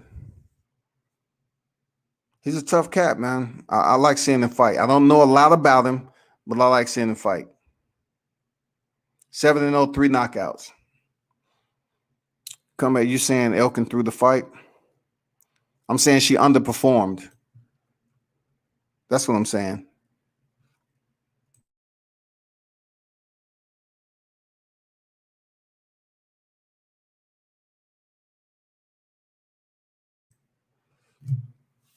Y'all have to understand one thing. For somebody who go to these schools and see how white belts all the way up to black belts perform in BJJ, you have to take that in consideration. Should have listened to me speak on a fight of someone who you may support heavy. I support Carissa Shields too. But I'm not going to sit up here and act like I don't know what a brown belt in BJJ is supposed to look like. I mean, they move so fast on the ground, so fluent, so dangerous. What Elkin was doing last night was white belt first week type shit. That armbar was super duper sloppy.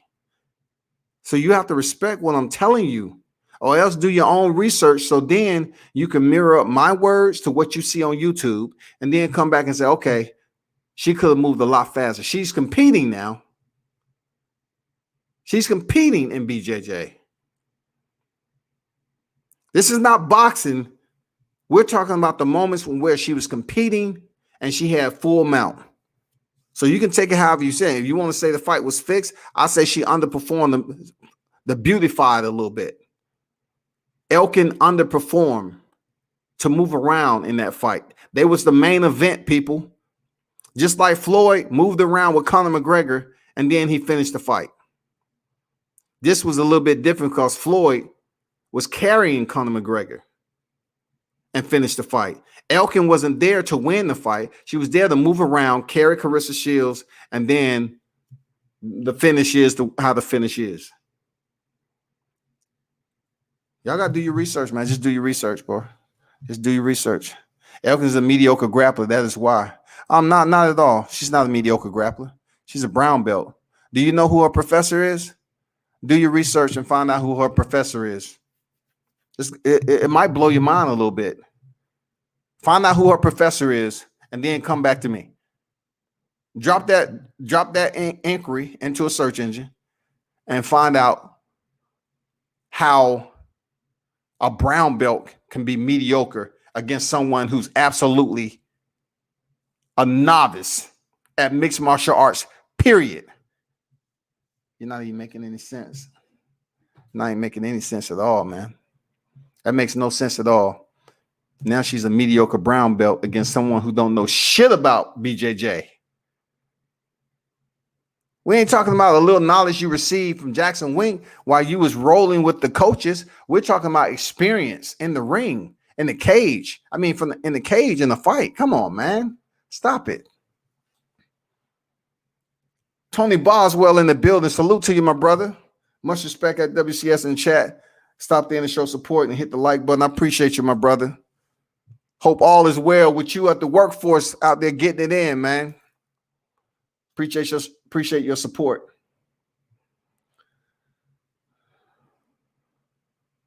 No, Jay, it ain't personal, man. Come on, man.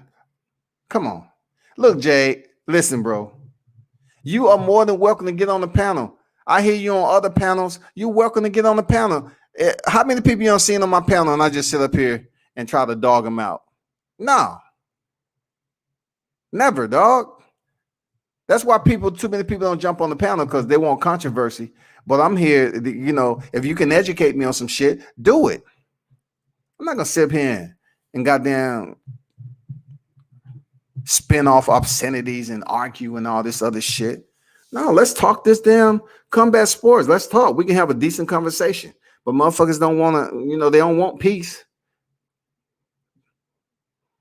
I've heard you on other panels, man. You're more than welcome to jump on the panel and holler at me and voice your opinion. It's that easy, man. We good. Ain't nothing personal. But there go the link for anybody who wants to talk about that fight, with Amanda Nunes. I mean, not Amanda Nunes, Carissa Shields and Brittany Elkin.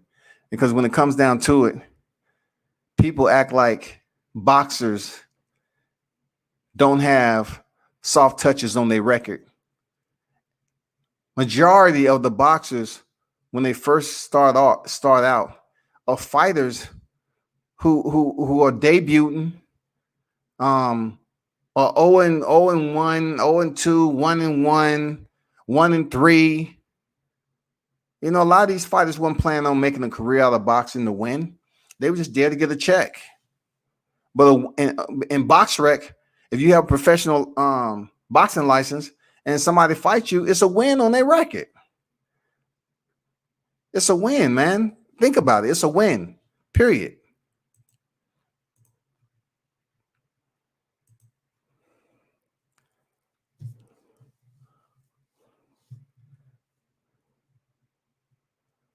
Victoria Lee, check this out, bro. Victoria Lee has been training BJJ forever and a day. She's a savage, right? But once again, she's not a 155-pounder. And I believe if Lee was competing in mixed martial arts, her mentality might be different. You know what I'm saying? Her mentality may be different. In my opinion, Lee is a much more aggressive fighter than Brittany Elkin. She's a much more competitive, in her grappling game than Brittany. But hey, I'm just telling you what I've seen. Another helpful hint, right? Is that in BJJ, you just don't get promoted like Taekwondo, karate. You don't pay when it comes time for you to execute your form, and you go before the sensei, the professor, whoever in your school, and you remediate your form and you go to the next belt. It doesn't work like that in BJJ. It's not that easy to go from a white belt to a blue belt in 3 weeks, unless you're very, very good.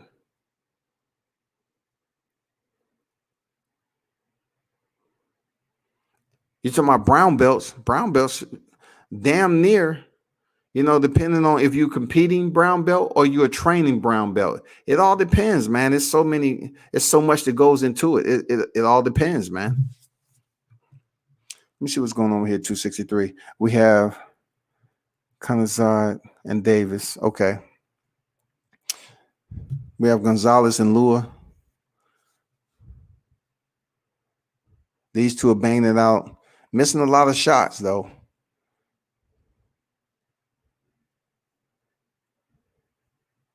Well, at least they giving action,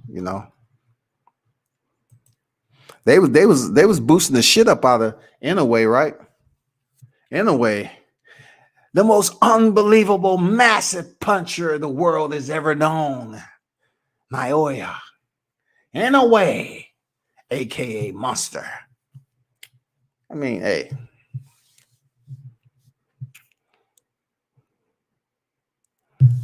They're talking about Teofimo Lopez.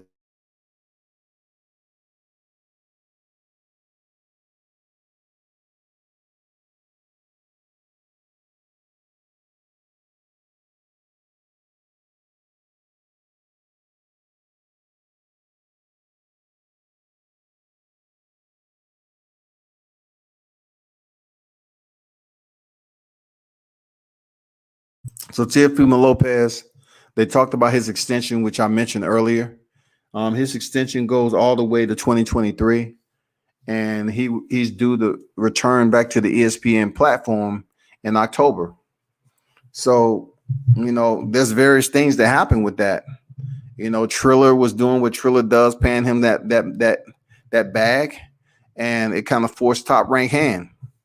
That doesn't mean it's over. Bob Aaron's going to come somehow, some way and make up some plans because he don't let shit go. Bob Aaron remembers every goddamn thing. Who done damn went against the grain with him? He hold grudges, man.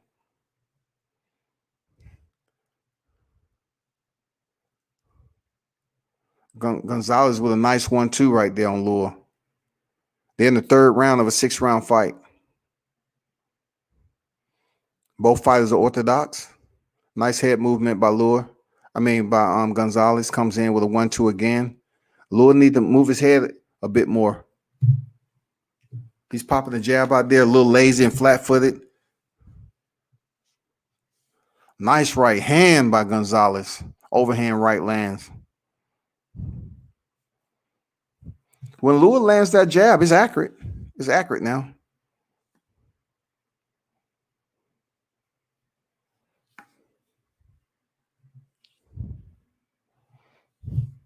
But Jade, man, salute to you. Appreciate your input, bro. Man, a brother can't get theatric on this mug and goddamn raise my voice. People think it's serious. Believe me, I know verbatim everyone who tunes in on the regular. From JA on up, I know. It's all love, man. It's all love. Who am I when it comes to this boxing and MMA debate and all this? I mean, it's a debate, man. You have to have energy with it. I don't know why energy isn't for me. I see everybody else kicking all this energy and people tuned in. But just because I don't go around here screaming, when I do, raise the rise and inflection of the voice, people like, man, it's cool, dude. We good. I'm like, I know we good because I'm not even really, serious. I'm just talking this shit, man. We just chopping it up, man. That's all. I can't play dumb, man. You want me to play dumb on some shit? I can't do it, man. I'm not going to act like I know less than what I do, If you can educate me on some shit, do it. We heading to the fourth round of this fight between Lua and Gonzalez. Pretty decent fight. Man.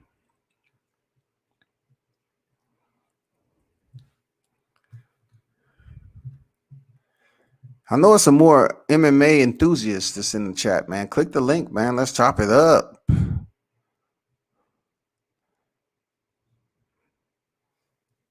Man, I gotta close out some of these windows, man.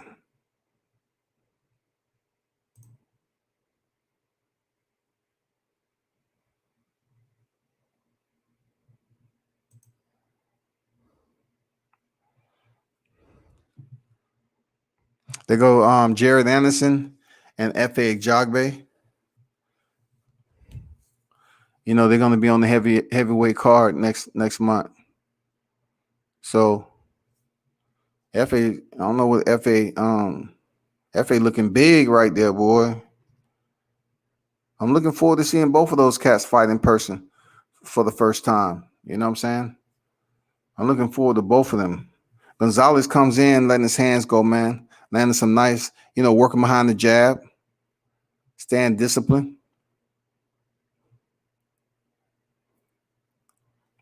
Left to the body. Gonzalez lunges in, man. Left his feet, actually.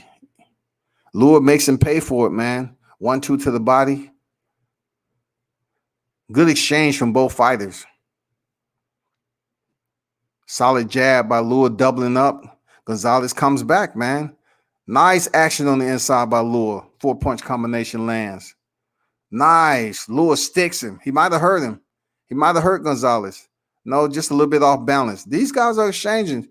They're picking up the pace a little bit. This is the 4th round out of 6. Lua's trying, beginning to open up a little bit more.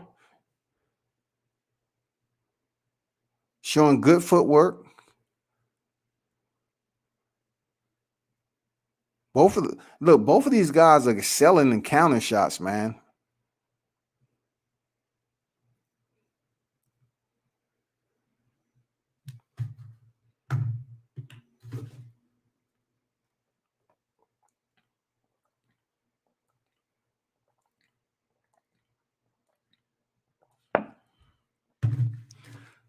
Right uppercut sent by Gonzalez. And Lua makes him pay and sends his own left uppercut, man. Doubles up on it, too. Jab straight to the body by Lua.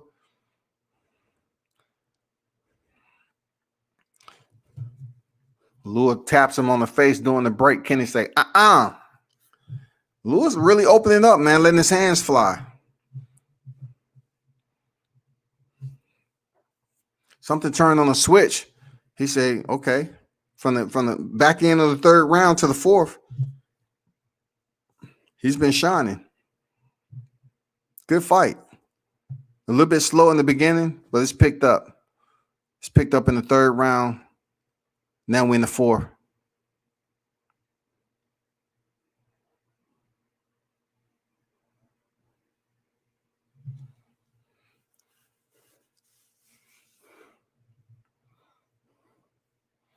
Both fighters are consistent with staying close, man, making the other pay on counter shots.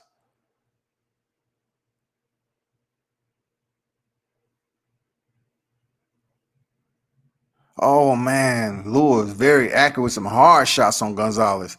They go forehead to forehead to end the 4th round. That's what I'm talking about. That's what I'm talking about. Nunez get against the top grappler, she would get owned. Nunez grow some balls and fight Christon in some boxing ring. I'm not sure where you're going with this. I'm not going to keep on talking about the same thing. It's kind of repetitive for real. Because we're not even talking about going in against a top grappler like she's never been in there with a top grappler. Chris Cyborg is a top grappler. Valentina Shevchenko is a top grappler. With damn good teeth, some of the best takedown defense in the game. How do we go from mixed martial arts to Amanda Nunez? It makes no sense at all. The 2 names was Brittany Elkin and Carissa Shields. Why are we talking about Amanda Nunez, who's been out taking care of first kid? You tell me. I mean,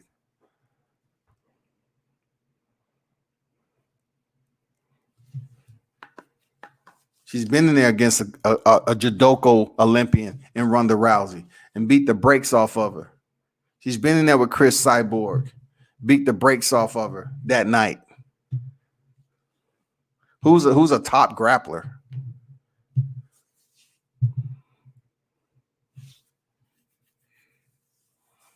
There's a reason why Kayla Harrison she's not in the UFC. It's a reason. Maybe she wanted to do tournament base and they paid her more money in PFL, or the UFC didn't see fit for her to be in there. I don't know exactly. It's not a 155-pound division in the UFC. Remember that.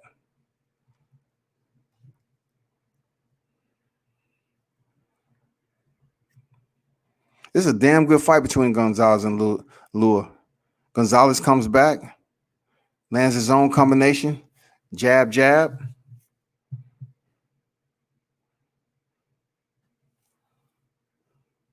The foot movement from Lua is respectable, man. Salute to you. That counter right hook on the inside. Very, very nice. Way to zip tie that shit up.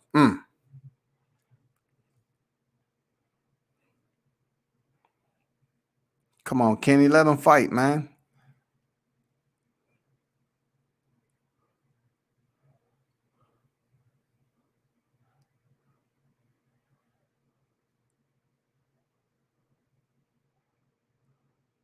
I like that footwork, Lure. I see what you're doing. At the end of your combinations, you move off to the side, create a different angle. Like that. Gonzalez is still active, though. Damn.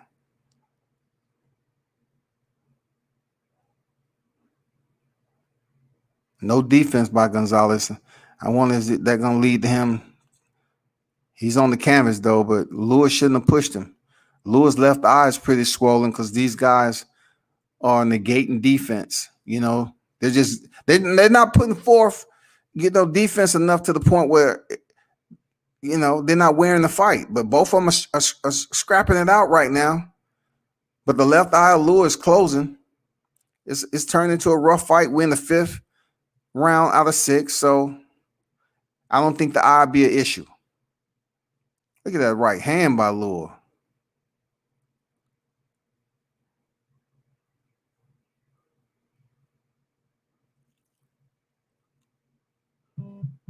It's good energy, though. I like it. It's good energy.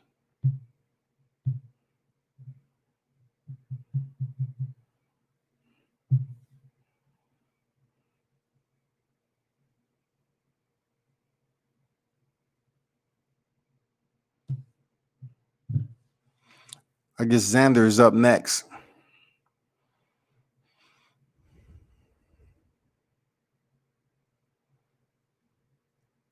Xander's in the he's a welterweight, isn't he? That brother never came to fight right there, man. That brother didn't come in there to fight. But shout out to Xander Zayas, man.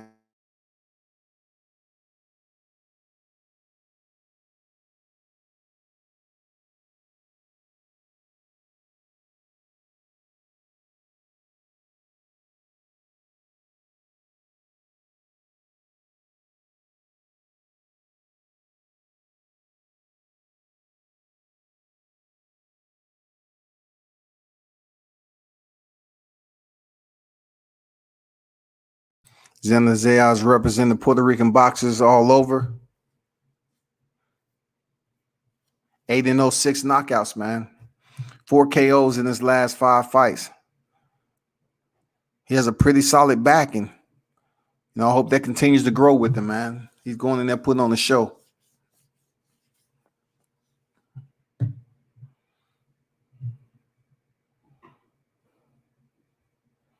Okay, if you say so, man, that's your opinion.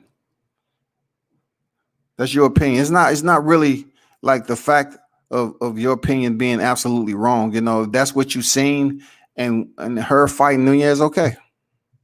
That fight's been so long ago. Why would she try to grapple with Amanda Nunez? Why? She totally understood that the sport of mixed martial arts had evolved and she have not. So why would she try to do the same thing on Amanda Nunez, who's a very solid grappler?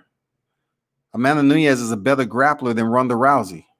Just because Ronda Rousey knew how to get in on the hips, body throw, and then work her position for an armbar doesn't mean she was a top-notch grappler. It just meant she was very good at her trick that she was pulling off until enough good people in Holly Holmes, Jackson Wink studied the film, and Holly used her defense when it comes to boxing and her hands, and she was able to let the knockout come to her with a high kick. I mean, it had nothing to do with the ground. Holly Holmes, she ain't known for her grappling, but she was in there with the Olympian, right? She knocked her out. Good action from Lou and Gonzalez. We're in the final round. Lou is doubling up with the hook to the head, to the body. Uppercuts. Like how he step off to the side and shoot that right. That's almost like Lomachenko-esque, man, footwork. This dude has some nice footwork.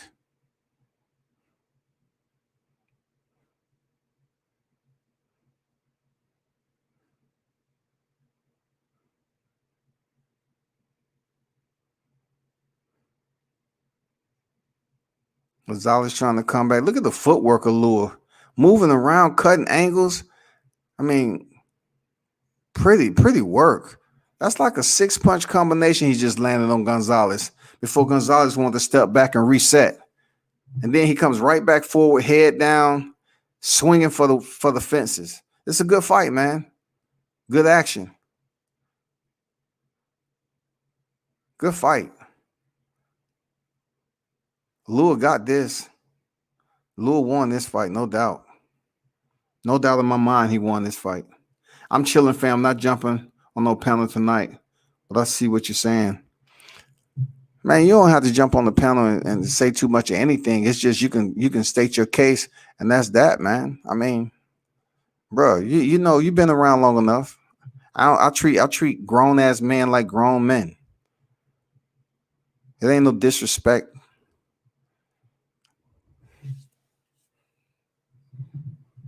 You chilling. It's all good. But don't think we ain't gonna have no disagreement, man. Come on. I've told Mitch plenty of times I don't agree with what he say sometimes. It ain't personal, bro. Shit. After all what y'all see out here on this YouTube, and you believe that my tone of voice, just when I want to make a point or clarify, nah, bro, it's just standing firm on what I believe, in my opinion. That's all. We good. I just felt like Brittany Elkin, there's no such thing as a mediocre brown belt unless you're talking about who she's competing with on the championship level in BJJ, or how long she's had her brown belt. If she's been a brown belt for a week, okay, I can see it. I mean, even look, you have to understand some things. It's white belts out there that would have fucked that situation up. It's blue belts out there that would have fucked that situation up. We're not even getting into purple and brown. Dog, there are distinct levels that you go through from white belt to blue. That's all I'm saying. This is not like it's different levels even to a white belt. There's some killers out there that's white belts. God damn.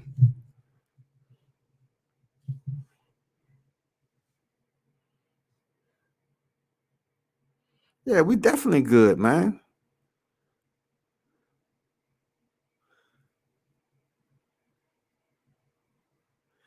Yeah, Shields just need to build up her experience. But like I said, I would like Shields to focus more on MMA right now, man. Why it's hot. MMA is hot right now. And they showing Carissa getting way more love. Like she would be so, man, like she'd be accepted so much in the MMA community right now because she is a new face. Not only is she a new face, but she does have the Olympic pedigree. She is a multi-time world champion in boxing. So they saying, damn, she's trying out mixed martial arts. All right, we salute you. All right, cool.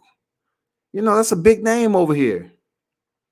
How is she gonna come over to mixed martial arts for the first time in front of experienced male competitors and the only female card, and she's the main event? Come on. That should have been a wake-up sign for her to say, you know what? I'm staying over mixed martial arts for a minute. If they really want that Savannah Marshall fight, they'll get in contact with me. And the minimum that I'm taking is 1.5. Serious. Give me 1.5. The shit stops right now. Teofimo Lopez, Teofimo Lopez is unified, undisputed in one division. One division. How many has Carissa Shields unified already? How many divisions is she world champion? She's not even coming close to getting $2 million a fight. Shit, she need to do some complaining, and she need to do some advocating and let them know, if y'all want to see Savannah Marshall fight, pay me. Pay me. If y'all didn't heard it say, oh, this is the only girl that ever beat Clarissa Shields and this, that, and the other in the amateurs. Okay. You want to see the fight? Pay me. 1.5 minimum. Let's get it. She's breaking barriers, man.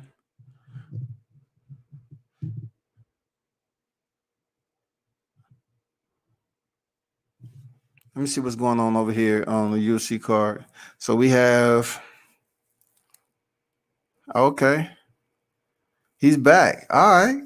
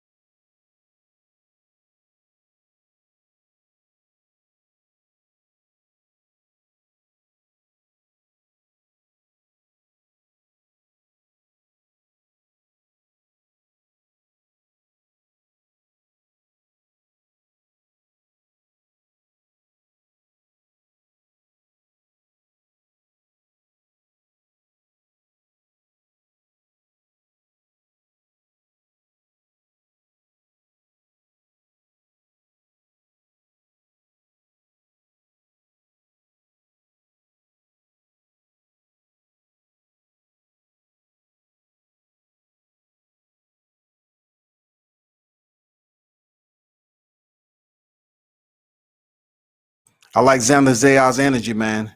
Yeah, Ronda Rousey, man, Amanda Nunes. Amanda beat the brakes off her, man. It was like 6 junkyard dogs on her ass.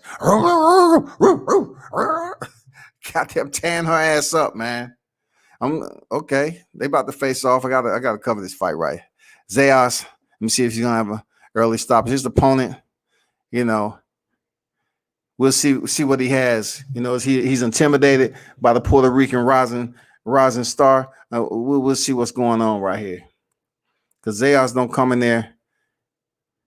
He starts off immediately behind the stick, put the jab out there, double up on the jab.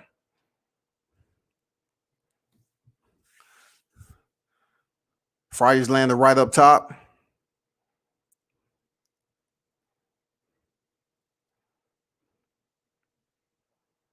I like what I'm seeing so far. This is a 6-round fight. They moving Zayas fast, ain't they? Zayas digs to the body up top. I like this body work from these young fighters, man. Dig to the body. Go back to the body. Yes, sir. The body slow the wheels down easy.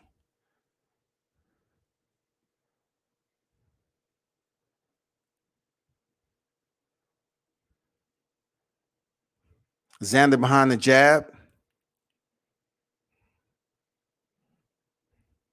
Nice head movement by Xander. I can see right now Fryers is a bit slow, stiff early on. Let me see what happens when Xander begins to open up on him. He clipped him just a little bit with that right cross. Xander clipped him with that right cross. Oh, he stuck him with the left hand, man. Again, Fryers is a bit stiff right now. You know, looking like Mickey Ward. I don't know. He's just stiff, man. He's game, but he's just stiff. 1-2 up top for Xander lands easily. Pops the head back of Friars.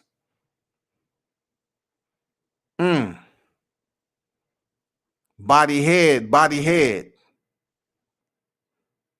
Friars is trying, but he's just so stiff right now. He's going to get stopped. Zayas just landed at least 3 good shots on him, then went back to the body, returned up top. Both of these fighters just landed some solid left hands.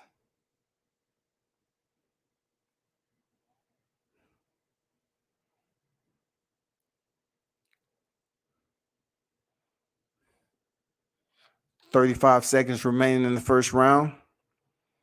Will he make it out of the first? Will Friars make it out of the first against Xander Zayas?"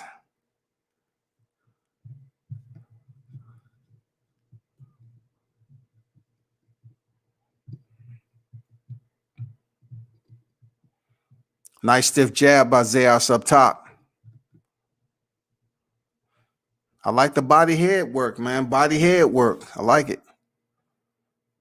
Showing astuteness, man. Discipline in the boxing game. I don't like the head hunting. You know what I'm saying? Go to the body. Slow him down. Let it come to you, man. Good shit.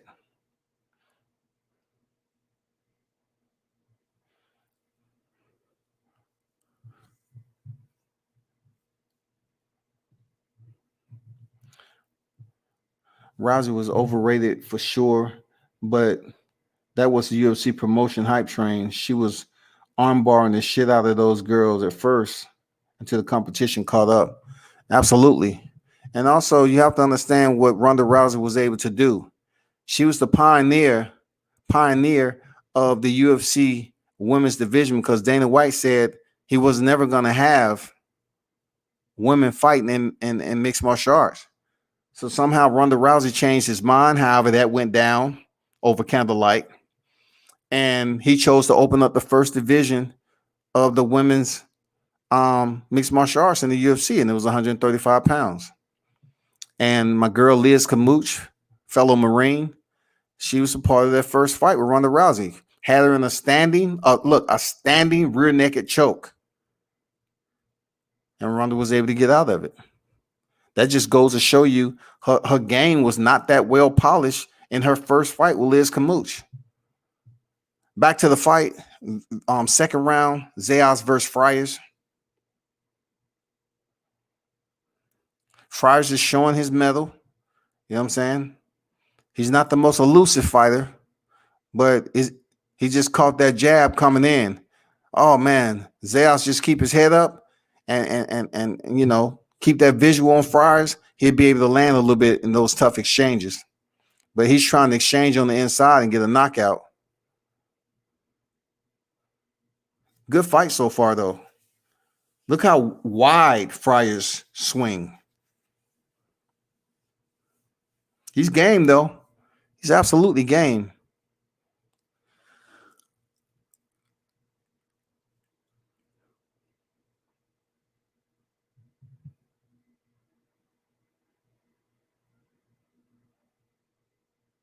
Good head movement, Friars, finally. Avoid that jab. Good head movement.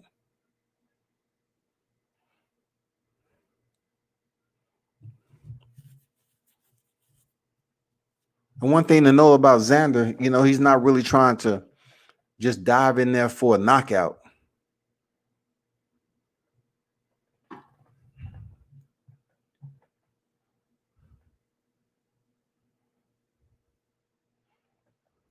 Friars is loosening up now. I like his feints.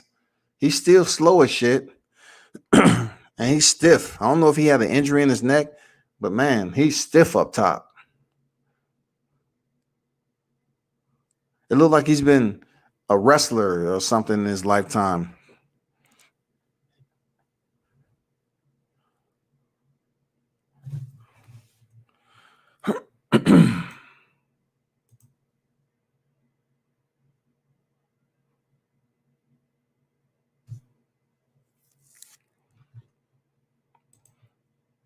Oh, he has back control of Dawodu. Laviev. He has a body lock on Dawodu. Wow, Dawodu turned into him with a body lock on him. Damn, mistake on. Oh no, he didn't get it. I mean, good rotation.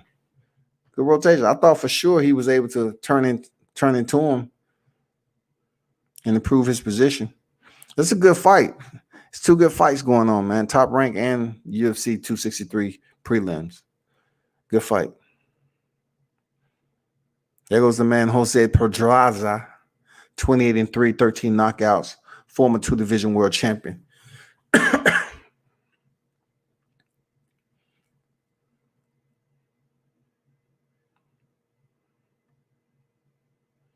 wonder if they're going to show the highlight of Tank when he was fighting Tank. No, Tank don't get no love tonight. Because the knockout Tank don't get no love. Y'all ain't going to show him, man, Tank. Y'all can't show all the other fighters and not Tank. And it's promotion. Okay, they're brother. They go a brother. Okay. Wow, no Tank. They say, Tank, you did him dirty with that right hook. We can't put you on the promo. Fryers missed that sweeping left hook, man, bad. He sat down on that motherfucker, too. We in the third round, man. Let's see how Zayas, looks in the third round. He's still boxing. He's still catching some shots up top, though.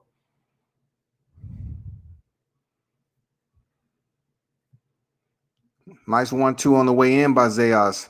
Moves Fryers back. Fryers takes it on the chin. Zayas pressed the pace, landing some solid shots right now. He's putting in work. Fryers trying desperately to hold. Those were some very effective shots to Zayas. Zayas opening up right now. He's going for the stoppage. Fryers is hurt. He's feeling those shots. Zayas is moving in for the kill. The referee stops the fight. The referee stops the fight once again. Good stoppage. He was putting that work in on Fryers for real. I think it's a good stoppage. Give it up to Xander Zayas, man. 9-0 right now.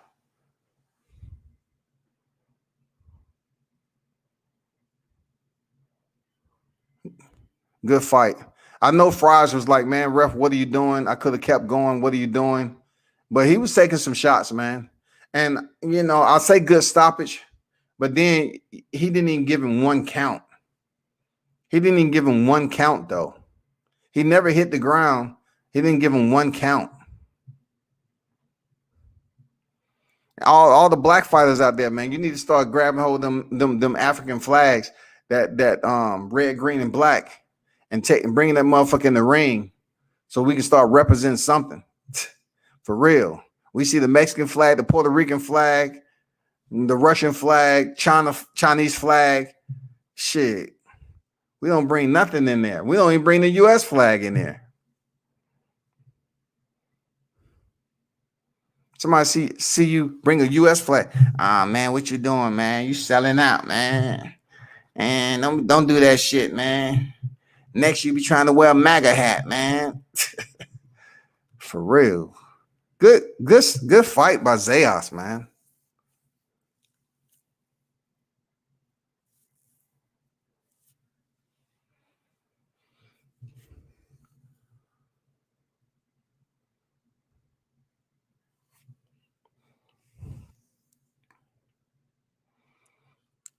What's in store for Zayas after seeing this performance? What's next?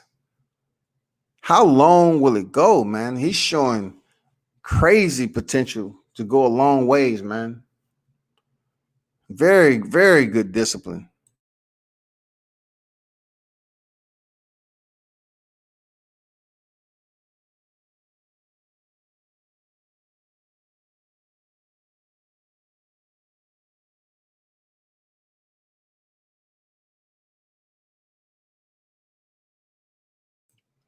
Xander Zayas improves the 9-0, 0 defeats, and 7 coming by way of knockouts. Yes, he was signed at top rank at 16. Now he's 18, and he's moving right along, man. Very bright future. Very, very bright future for Xander Zayas. Real talk. So continue to follow him, man. He's only 18 years old in the game. So young, man. They moving him. I mean, that was a quick turnaround coming off his first round knockout because he didn't take no damage. So expect him. He went a little bit longer in this fight right here. So I'm not sure how many weeks he'll take off, but good shit, man. I hope he's out there next month in Vegas. I hope he's out there. I hope he shows up for real. But everybody who was dropping comments, you know, that stayed on topic, I appreciate you. You know, comments and input is important, but understand there will be agreement and disagreement. As long as you understand those two words, cool. Because I'm not on here calling motherfuckers bitch ass niggas and none of that shit. Especially if it's unprovoked. And even if it was provoked, I'm gonna be like, okay, what's the deal? Like, where this energy coming from? Because really, that don't do anything for me, man. I've been living too long for that. Xander, something serious? Yes, Xander is serious, man. Signed with Top Rank at 16. They have faith in him, man. He's moving. He's moving accordingly. You know what I'm saying? Just like you know, you got Jahad Tucker that's 4-0. There's gonna come a time where Jahad Tucker may face Xander Zayas up the line. I think they're in the same division, right? Both are very, very active with their hands, man. I always wonder why Pedraza fought Tank the way he did. Got his ass pummeled. He did, man. Tank left his feet when he landed that right hook. He left his feet, man. He took flight. You know what I'm saying? It was an air traffic controller in the building when Tank unleashed that hook on Pedraza. He was waving that tank in. You clear for takeoff. I said, Tank, you're clear for takeoff. He took off on motherfucking Pedraza, for real. Jay, we straight, bro. We cool. We good, bro. Come on now. I appreciate y'all that join the channel all the time, man. Real talk.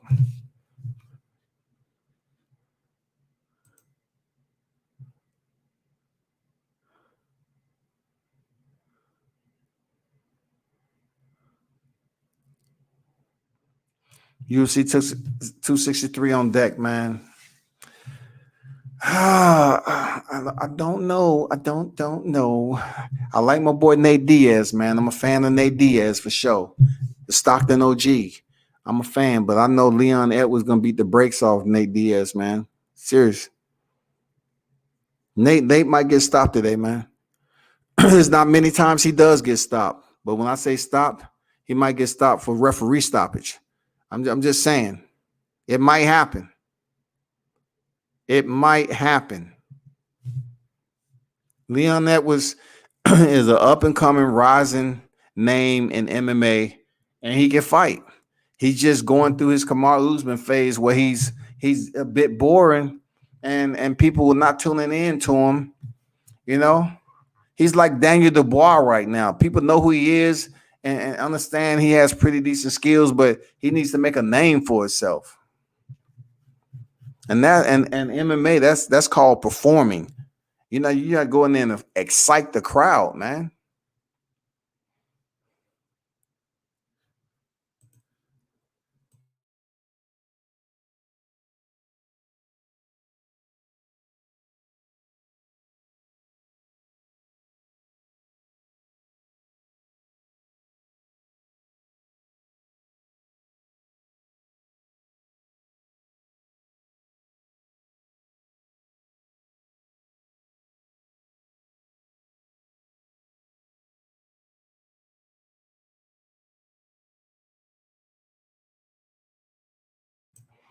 Bauza and Edwards are up next. It looks like it's going to be a solid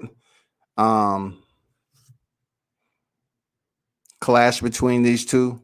We will see.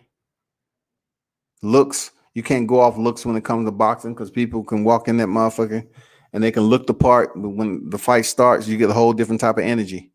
So Bauza looks ready, man, in the red and black, and Edwards is in the black with the blue trim. Bauza looks intense, looking in the face, gazing, trying to pull the heart out of Edwards in the stare down. Let's see how fast this start right here. Bauza look like he's not looking to waste no motherfucking time. Let's get down to it. We don't get paid for overtime. Let's go.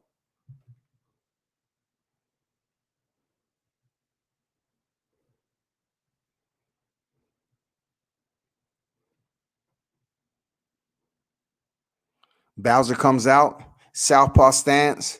Edwards orthodox.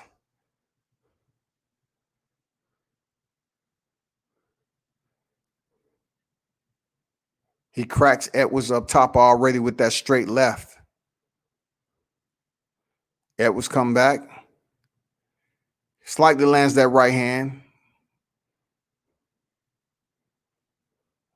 A lot of posturing going on right now. Fighters filling each other out. Oh, he catches him with a right hook on the way in. Oh, he landed a hard shot on Edwards, man. Bauza is not playing around. He's sitting down his punches early with bad intentions. Edwards has to move his head. He up here shaking his head doing that AB. Man, don't shake your head because you made a miss, man. Just motherfucking box. If you make him miss once, that ain't reason to shake your head, man.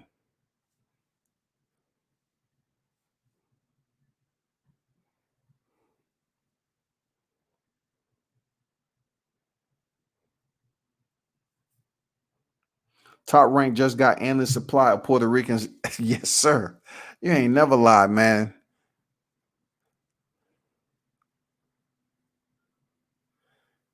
Look, Edwards just lost his mouthpiece already. Up there smiling, shaking his head. His mouthpiece is already in the fifth row already. Pay attention to what's going on, man, and try to stay in the fight.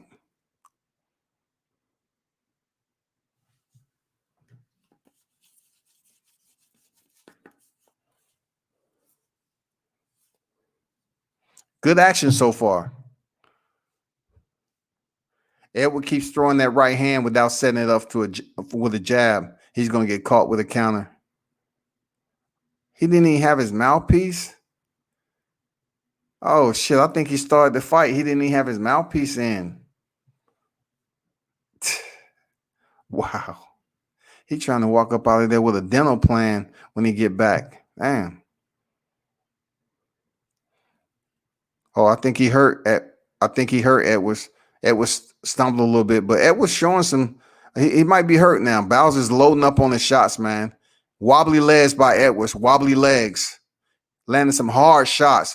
Okay. Down goes Edwards. He gets right back up. He seems to be okay, but he's hurt a little bit, but not really bad. Bauza was really loading up on those bombs. Edwards walked towards the ref, gets checked out, fight resume. Bauza comes right back in, drops some more bombs. And a lot of that was being blocked by the gloves of Edwards. Nice awareness there at the end, being hurt. Is that a Cincinnati fight? Is Edwards a Cincinnati fight? I know him from somewhere.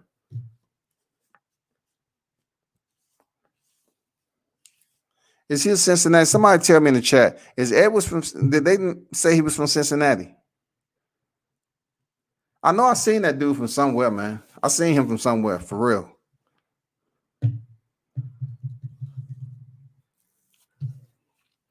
That must be why they tripping over Elvis. Hey, man. It was a lot of hype behind Elvis, man. You win some, you lose some. His career is not over with, y'all. He just ran into a brother, Kenneth Sims, who was on motherfucking dial. Kenny Sims was calibrated correctly that night.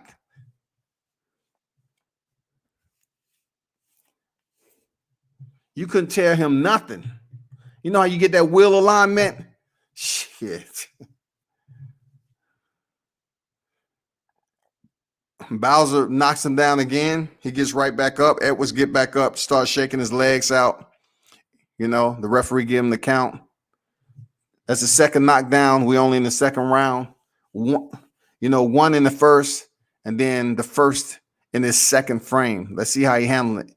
Bauza comes back, heavy shots.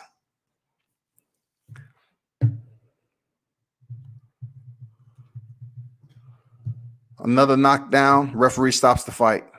So let me go look up and see where.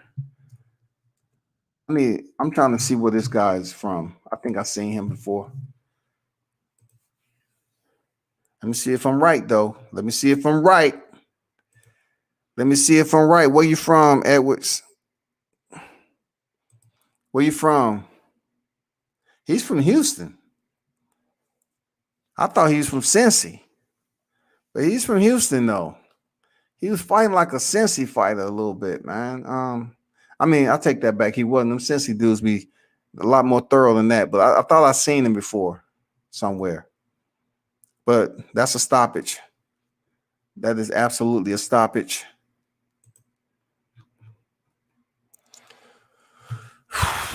Wow.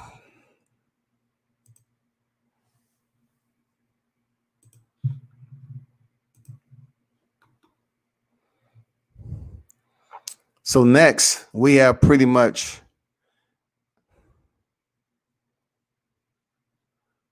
we'll wait because they sometimes top rank be way out of order. Y'all hold on for a minute.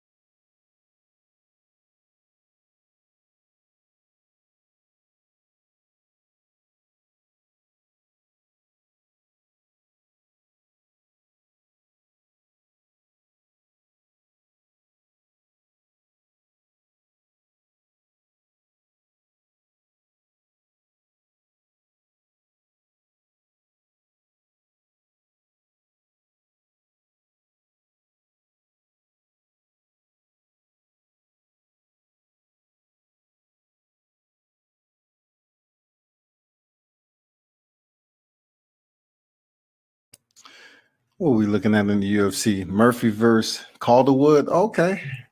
This is going to be pretty good. It's just Murphy be taking too much punishment. Calderwood is pretty tough. Let's see how this plays out, though. They only in the first round.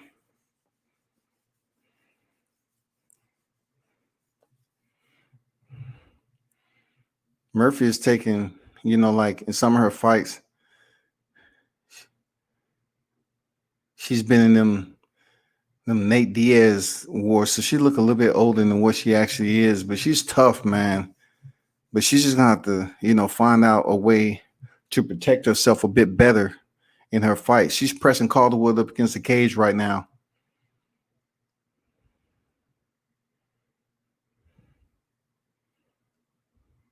Not much action going on. She's pressing up against the cage, throwing some inside knees.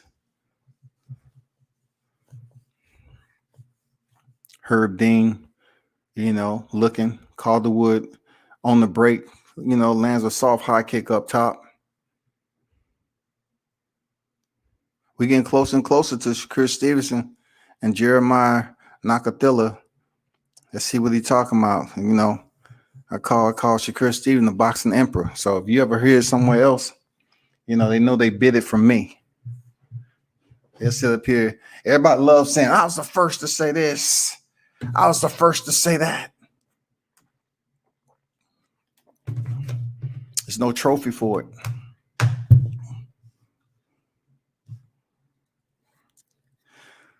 Age 22.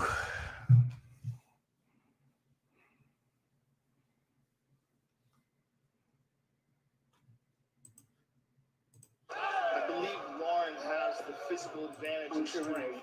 And I think JoJo might have felt that in that.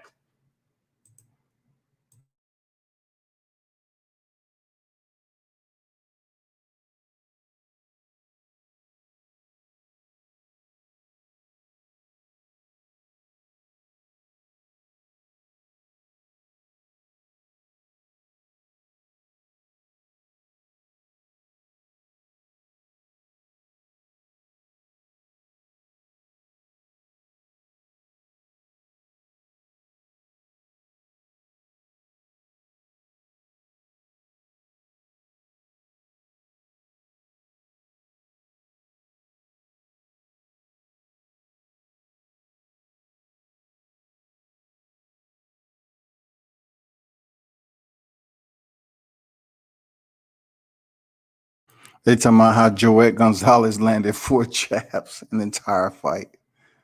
Shakur has defense, man. He can be elusive.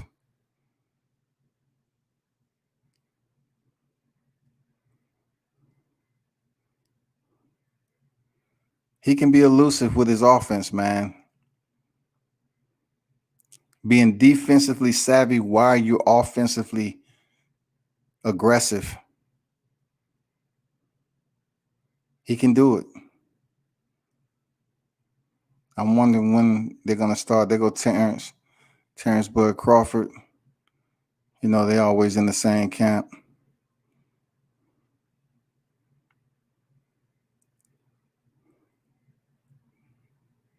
I'm just wondering when Top Rank is really going to start promoting Shakur Stevenson, get his name out there.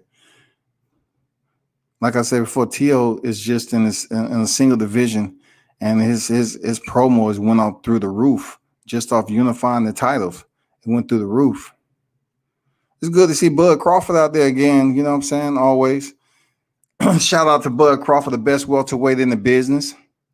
You know what I'm saying? Shout out to Bud Crawford, the best welterweight in the business. I know everybody agree with me in the chat. I know you do. You don't have to put no comment. The best welterweight in the building, Terrence Bud Crawford.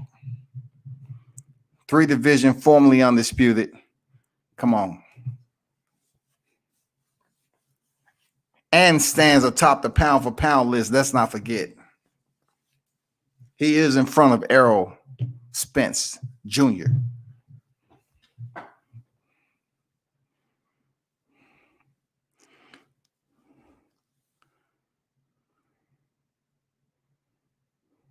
Jabs landed around 0.7. Punches landed 4.0. That defense is on point.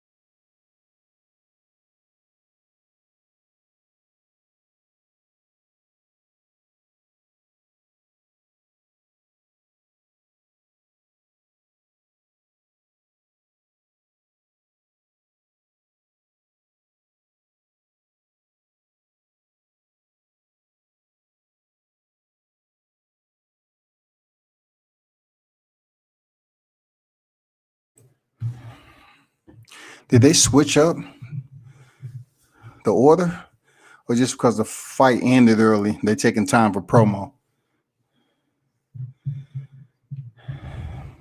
Errol Spence ain't the number one welterweight though, until he fight Terrence Crawford to determine that. Nobody say he wasn't that dude. You can be that dude and not be the man. Errol Spence has a single division, 9-0 at welterweight, 9-0 at welterweight. Terrence Crawford is 3-division champion, former undisputed, and he's above Errol Spence on the pound-for-pound list. Come on, man. Y'all in denial. Stop it. Wherever profile you try to come in on, the link is the link. I got time today, cuz.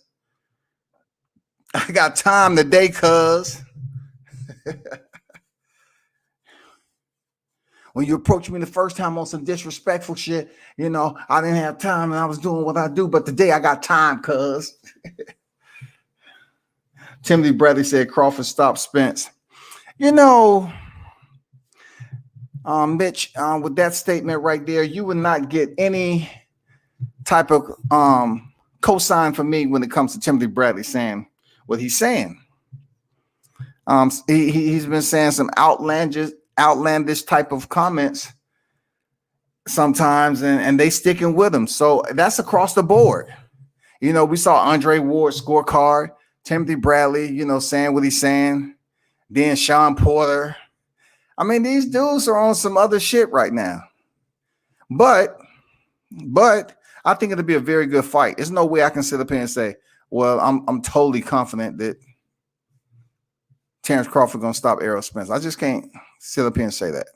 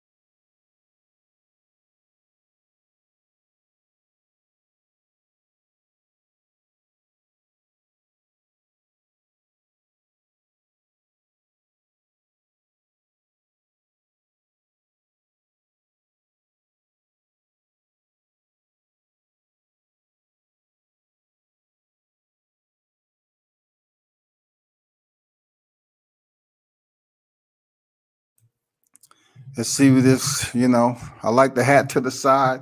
Shakur is rocking old school, you know, don't have anything to do with swag. That's just what he got going on right now. You know what I'm saying? Keeping it cultural effective. Him and Crawford. Crawford acting like he's doing RNC. I mean, it would have been good to see Crawford switch over to MMA, but we know that's never going to happen. But it's good he's watching, and they still can play around like that. You know what I'm saying? The bonded relationship, respect. Motherfuckers ain't in the media dogging each other. Even when he went after Jamel Herring recently and said, "You don't come over here and eat unless you got my belt." Where the fuck is my belt? I mean, I like that. Boxing needs to increase their press conference. Look at the UFC presses right now. Look at the way the UFC is doing press conference. Them motherfuckers is turned up, man. They turning up over there at the UFC press conference. Boxing need to do that shit every time to get people to tune in.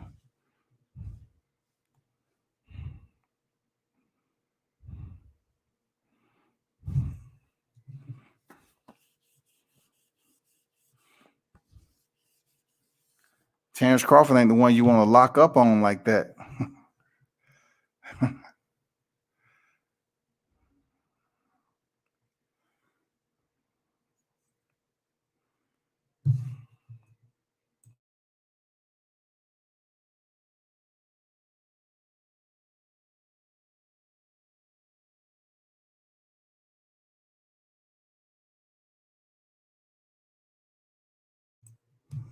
It was good to get an interview. I only had one interview with Crawford. It took me a year to get it, but as a man, he stuck his word and he said he was gonna give me an interview, but it took months later. I appreciate him for that, man. He stuck his word. Top welterweights hardly ever stop each other. In this era, yeah, you're right. We saw what happened, Pacquiao knocking down Thurman. I mean, that Andre Ward ring is nice. That ring he got, god damn, that shit's wet. That motherfucking ring is wet. That ice is just dripping. Why Ward got to do that shit, dog? Why Ward got to do us like that? Why he got to?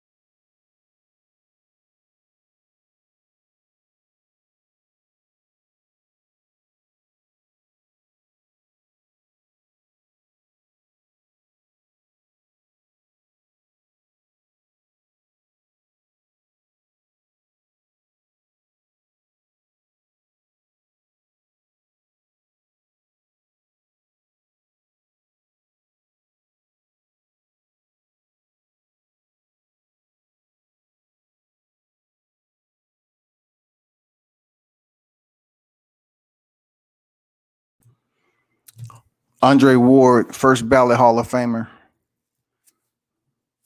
Pretty ass ring. God damn. I know if he punches somebody with that ring on, they might have some CTE damage, goddamn. And plus they might need to go to the ER so they can remove those damn diamonds out their forehead.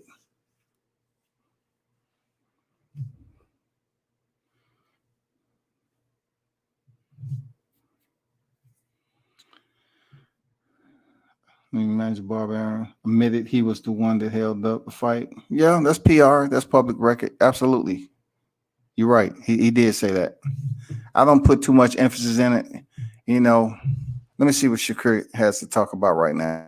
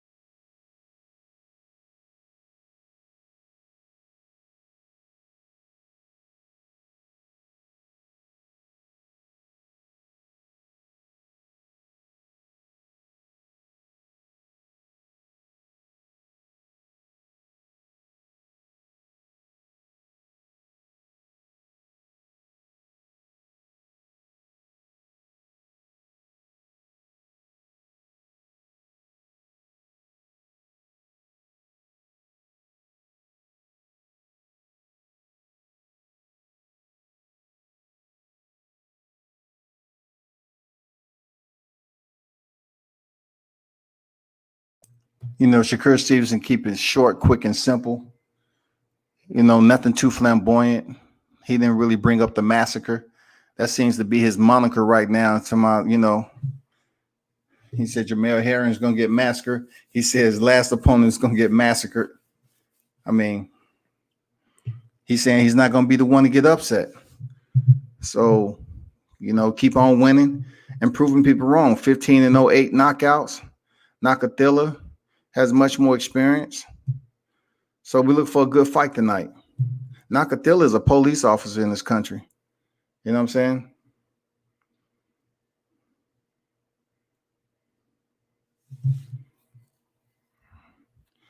No one no deep down inside era will body him because he keeps bringing up numbers. You know, he wins the WBA title from Manny Pacquiao. He might come up with some dumb shit talking about 90-10.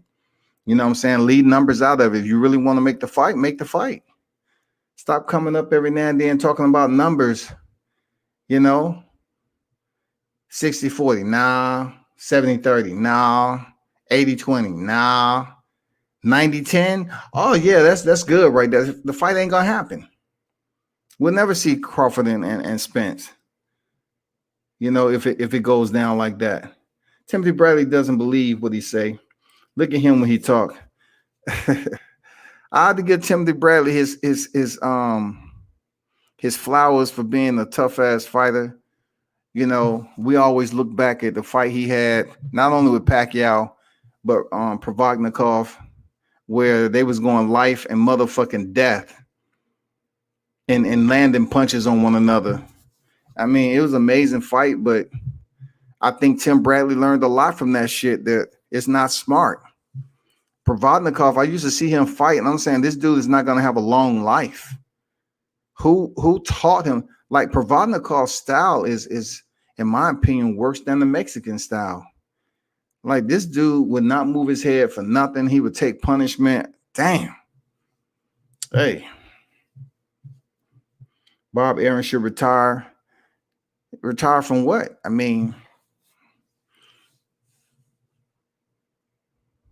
it's up to him to pass the torch and step down.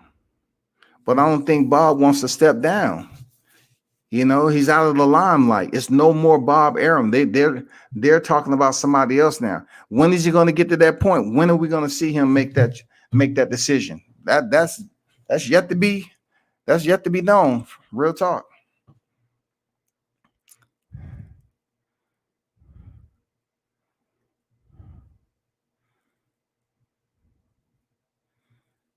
Man.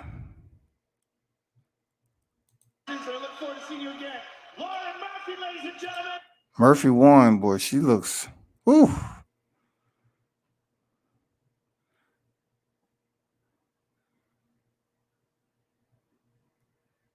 Man, MMA has done her injustice with the punishment, man. Damn. Keith Thurman was some solid fight breakdowns as well. Porter will be trying too hard. I listen to his podcast every week, though. I'm gonna start listening to Keith Thurman. You know, I'm gonna start listening to see what they got to say. I always like Keith Thurman's promos. He's one of the best talkers in the game. The promo fight. I just wish the the Don't Duck Me son comes back. The one time Keith Thurman comes back, I don't know what happened. You know, he went through a period where he lost both of his titles in a sense where, you know, he took too much time off. So they went on vacation too.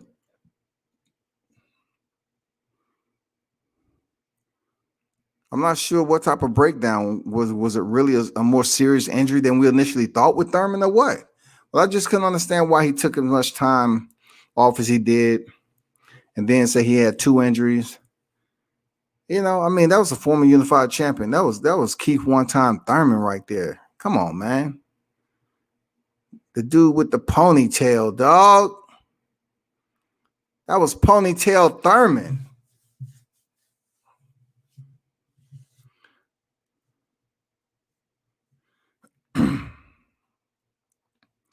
See, you gotta look at it like this, Jay. Just like I was talking earlier about Elkin and Shields. Porter may have felt that him being a boxer, that Linares was a much stronger fighter than that. And he could have did more in the Haney fight.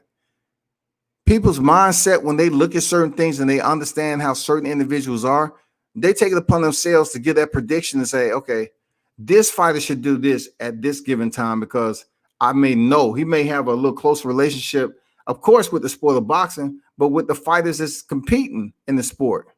So, yeah, when it goes to fix or scripted, yeah, people get in their emotions. You know what I'm saying? They don't want to digest it as being that. So they get in their emotions and believe it's just a lie, a blatant lie. I don't know wholeheartedly on what brought him to that, to say, you know, the fight was scripted, because he probably felt that Linares let him off the hook, you know. But there go Tyler McCreary. He's back in the ring, man. Haven't really seen him box if he did fight after the Frampton fight. He was undefeated heading into that Frampton fight. And Frampton, he went in there and outworked Tyler. You know, good to see him back in the square, though. 560 days ago was his last fight, exactly. Coach Champmaker, what's good? Coach Champmaker on TV prime time. I like Tyler. I just don't know if he's wholeheartedly invested in this sport. 560 days since his last fight. Why is that the case? 63 days for his opponent, Rojas.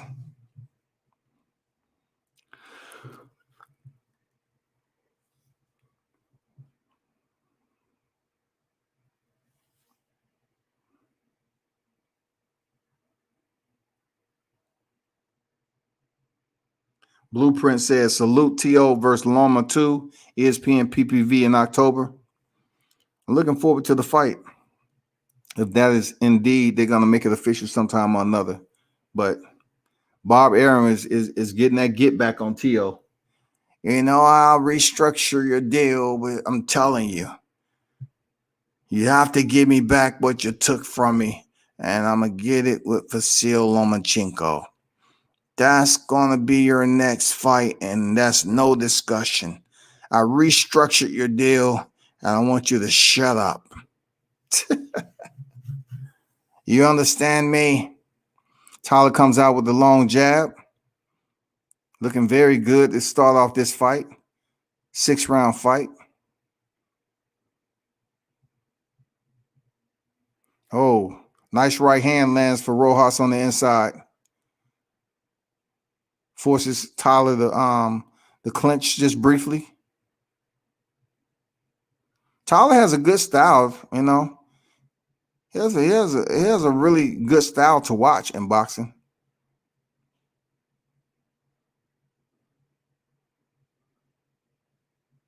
There's some people that told me why he took that much time off, but of course, I'm gonna keep it to myself. He has a very not a flashy style, but he can box, man.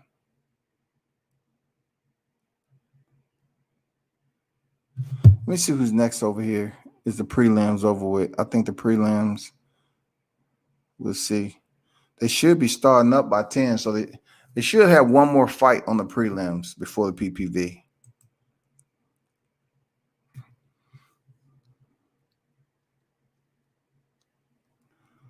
What tight or who? What fight? You look at ESPN. The main card is starting at 10. Let me see. You see Terrence McKinney with the 7-set KO, then injured himself celebrating. No, I didn't see that. I didn't see that. 7-second KO and then injured himself. When did that fight happen? That just like remind me of Johnny Walker. Johnny Walker injured himself celebrating, trying to fall from the standing position and do the centipede and hurt his shoulder. Just one of the most dumbest injuries ever. But when did that happen, that Blueprint? Was it today? When? I'm not sure. Thurman hurt his elbow, then fucked up his hand. He really wasn't right for the Pac fight, but it was an offer he couldn't refuse. Thurman on some LeBron shit. He'd never be 100% again. Damn. I knew he had, two areas where he had the injury at. I knew he had that, but it just seems like he was off long enough to come back and be productive and be competitive. But his mindset seemed to be different in another place because he was eating ice cream before the fight and he was in the casino. So I really don't think he was fully mentally invested in the fight, but he made weight. It was what it was, man.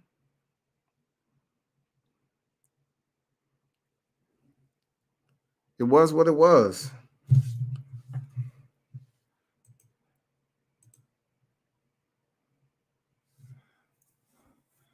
I think T.O., if he really wants to change levels, seriously, if he wants to change levels with his star power, him facing Vasyl Lomachenko a second time and beating him, it will leave no doubt. No doubt. It will leave no doubt. Because Vasyl Lomachenko, a lot of people don't talk about, the shit he say like they do Wilder. But he's the one went as far to say that the judge was paid off. The judge was paid off and his shoulder was hurt. Come on, man. He just what was all this excuse banter? You know what I'm saying? He said the judge was paid off. And then recently he said, well, yeah, Teofimo's the undisputed. Yeah, it's always a reason why you're conforming now because you probably got a fight coming up. That's why you just keep it easy with celebrating. Yeah, man, some people get a little bit over the top, but when did that happen? Was it on today's fight card? Or that's an old fight card you're talking about?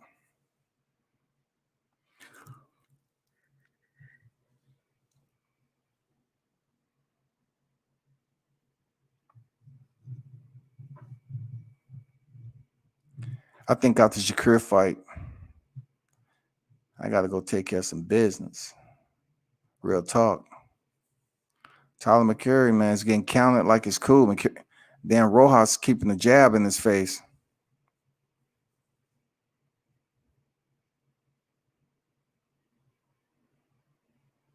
Rojas putting that pressure on McCreary, man. Come on, McCreary. Tyler.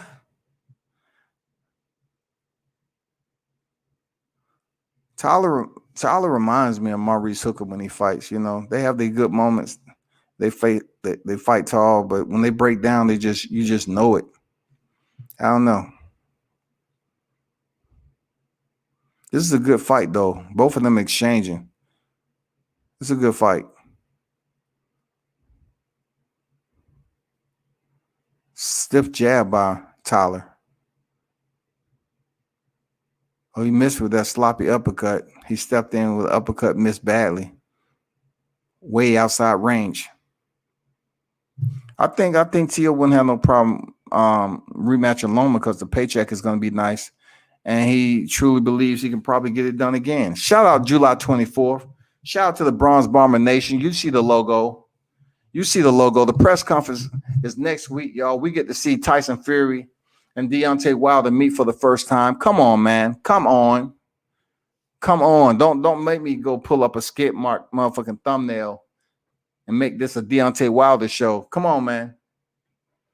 The champ days are ticking away to when he jumps back in the ring with the one and only Tyson Fury to settle the score. But next week, the first press conference next week is going down in California. So y'all stay tuned to that. I'm pretty sure there's some of you all that will be very, very vested in seeing. Everybody's going to be tuned into that. I'm not going to lie. Everybody. They're waiting. They so anxious. Thumbnail. What can I say? They just going to be looking. Tyson Fury eyeballs Deontay Wilder into depression. We're going to hear some of anything out there, man. Jose Pedraza is on deck. Let's see what.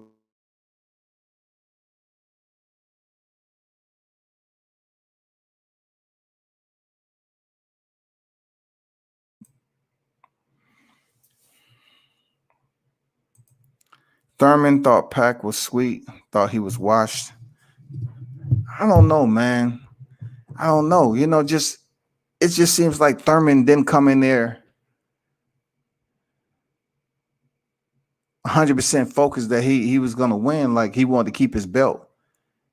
You know how we use these fixed and scripted? It just seems like Thurman was in there to cash out. For real. That's what it seemed like. Pacquiao goddamn put that heat on Thurman. He looked the better of the fighter, even though he was gassing in the mid to late rounds a little bit. He was the better boxer that night. For Thurman to get knocked down by an old fighter like Pacquiao, he wasn't all the way focused, man. I bet that ice cream, time he sat down, that ice cream kind of came up like acid reflux. And then he's like, oh, man, I know what I'm eating when I get out of this ring. Shit, let's hurry up and get up out of here.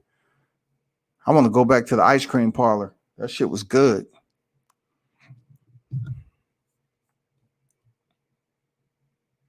We have Anders and Stewart.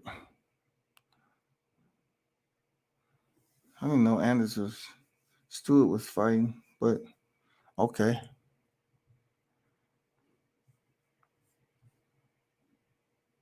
McKinney was on the prelims. I'm sure it made ESPN top 10 highlights. I did not see it. And first of all, let me go over here and see what fight he was. Let me see what fight he was.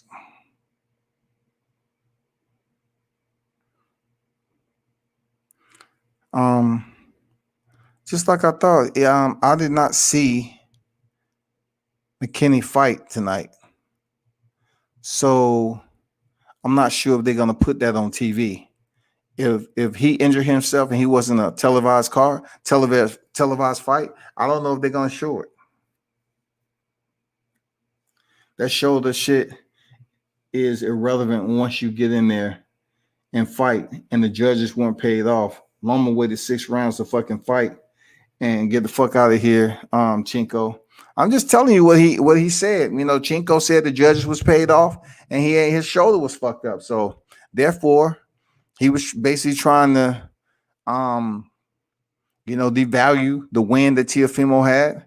But yet recently he gave him credit for being the undisputed, and he said Devin's belt was the political belt.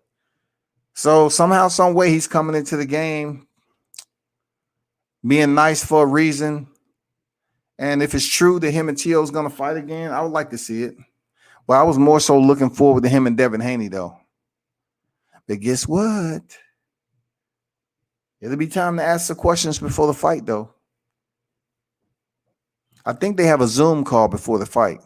If I'm not mistaken, I believe Teofimo and George Kambosos have a Zoom call before the fight. I truly believe they do. And I'm going to ask that question. I'm going to ask him the question, man. Now, I'm not going to ask him shit about Lomachenko because, he got to focus on George Kambosos. He got to focus on George Kambosos. So I'm not going to ask him about any fighter that he would like to fight after the fight. And George Kambosos is going to be in the same, Zoom call. I can wait. Loma had surgery. Loma has surgery for sure. Whatever that was. It looked like somebody took a damn permanent marker and put some X's on his arm. You know what I'm saying? That's what it looked like to me. Real talk. It didn't look nothing serious, like they just scoped it or whatever. I seen it on ESPN prelims. It was nasty one. Nasty 1-2 KO. I'm about to check that out. Let me see if it's out yet. I'm gonna check on YouTube right quick.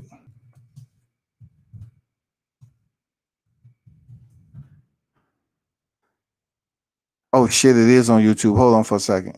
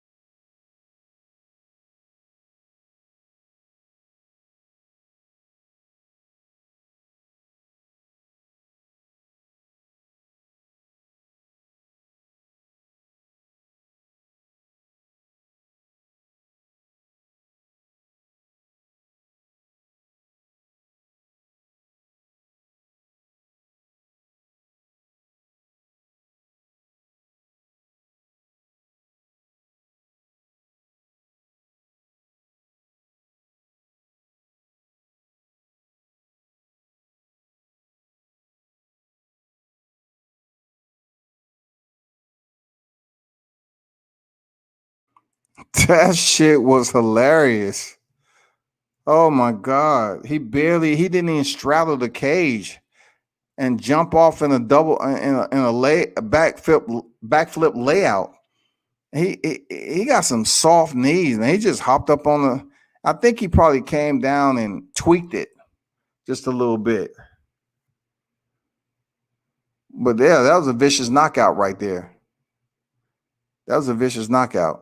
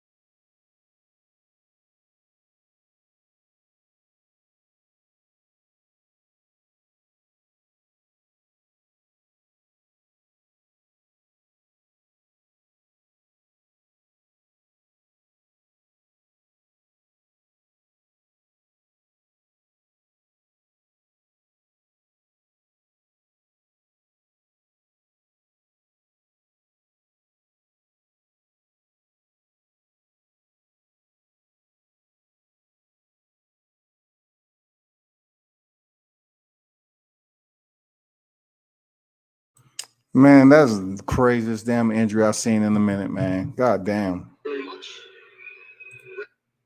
That's crazy. That's crazy. What's going on here with Tyler McCreary and Rojas? But that's crazy. Hilarious as hell. Yeah, I didn't see that fight all the way because I was more so speaking on the boxing match at the time. Appreciate the info there, Blueprint Sports. Appreciate the info. I don't agree Thurman was in there to cash out. He definitely wasn't focused, though. Stupid ass tried to talk Walt Pac-Man down in the first round. Silly and overconfident.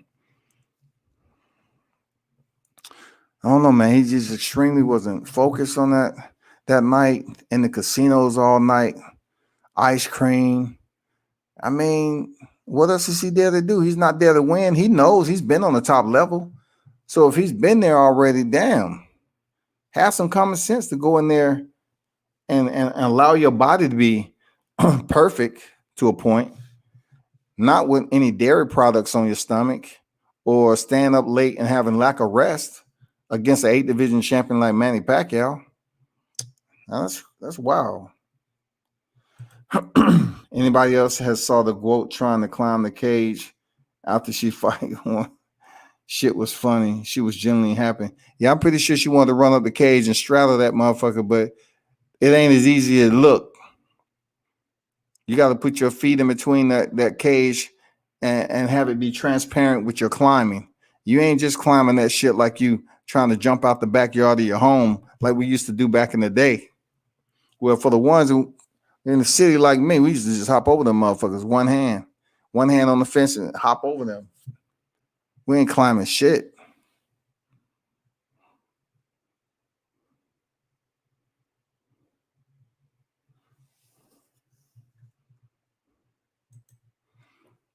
I really want to see Shakur Stevenson fight. Oh shit, they got Anderson Stewart over here. Okay. All right.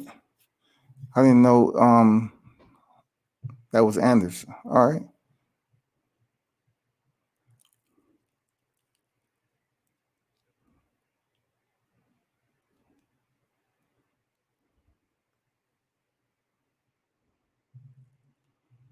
How y'all think Tyler looking right now?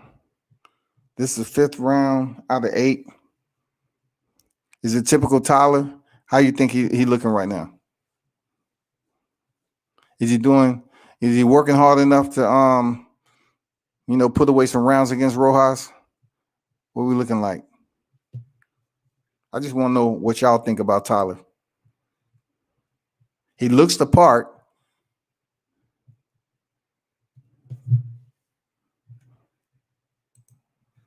July 24th, Las Vegas.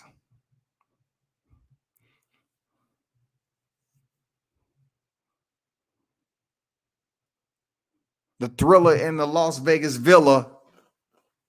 The thriller in the Las Vegas villa. Let me put that shit on my banner while y'all bullshitting.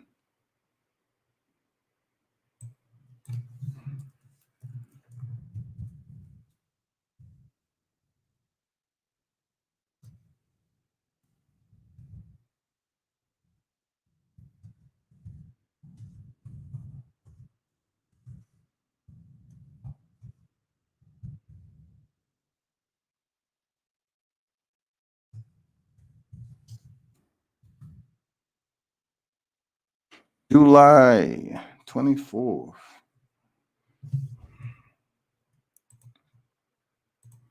Put that shit, man. You better lace up that Jeremy Nakathila. You better lace up, shawty.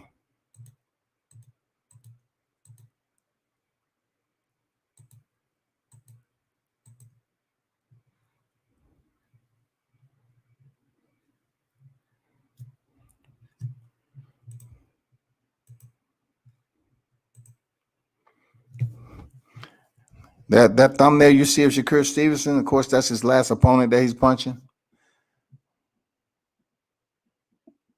But the significance of this picture is that is the ring for which Shakur Stevenson started. That's at the Boylan Street Recreation Center in Newark when I was there doing media on Shakur Stevenson and Joshua Good Jr. Shout out to Don't Blink. That's where it all started for him. I actually had some pretty good footage of the gym itself, but I'm trying to wait till I go back to Newark, and hopefully I can get a hold of the Shakur one more time if he's in Newark, because he's training out in Texas right now. So that is his actual gym. You know, we trained out of. That's the core, the foundation to where it all began for him, man. Just thought I'd give y'all that fun fact using my own content. What y'all think about Tyler, though, man? Y'all not saying too much about Tyler, though. Tyler McCreary, man. Y'all better stand up. I don't know what to say about it, for real. I don't know, shawty.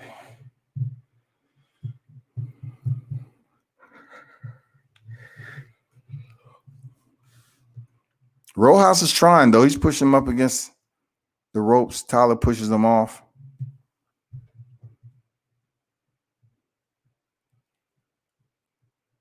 Stiff jab by Tyler Land on Rojas. Very, sporadic action going on.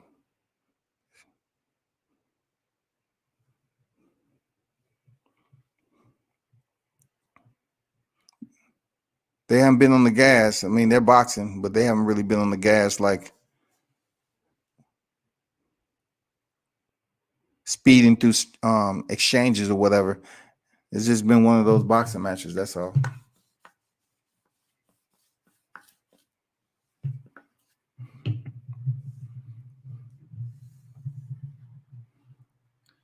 I'm going to jump back on the next fight. Let me see. They have 2 more rounds. I'll be right back, people.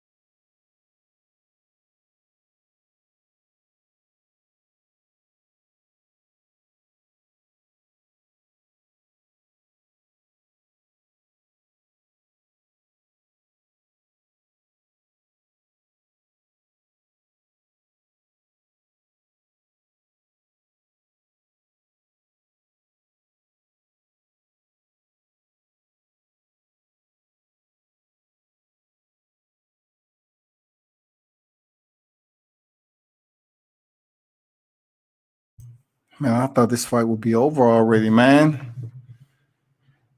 Jesus. I forgot who. I didn't forget who was in the ring, but that is.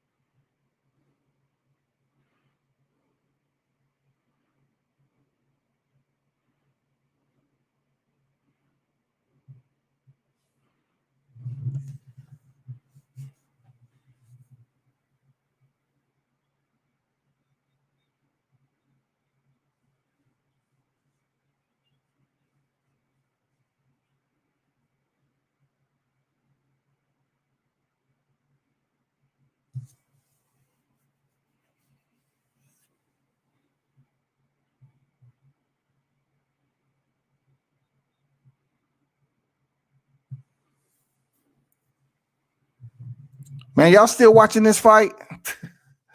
I'm trying to stay on to the Shakur Stevenson fight because I got some business to take care of. Definitely gonna stay on the show Shakur Stevenson love, though. You know what I'm saying?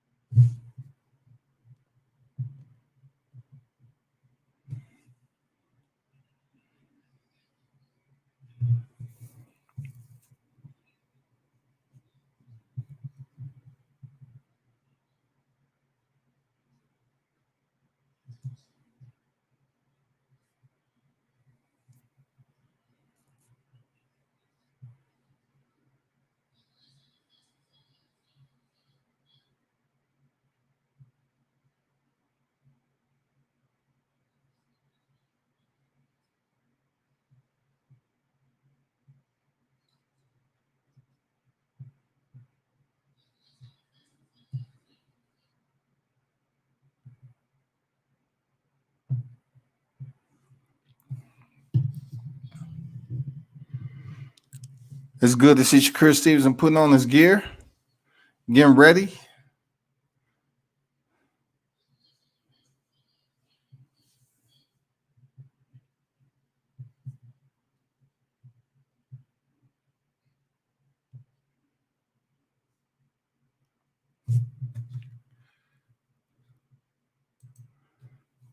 If Shakur Stevenson go the distance with this guy, then what? Is he supposed to take him out? Is he supposed to end it early today? What we talking about? That shoulder shit irrelevant once you get in there. Fighting judges weren't paid off. Loma 6 round. Loma had surgery. Okay, I read these. Anybody else saw the quote? Tried to climb. Okay. You know, Team Shakur, man.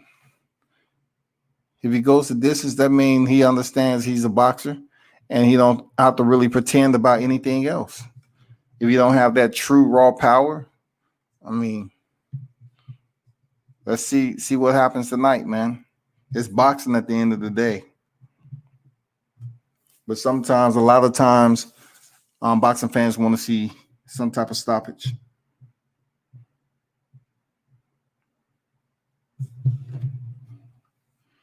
Two weeks away. Davis versus Barrios. They're putting out the promo flyers. Not really any TV promo. That's unfortunate.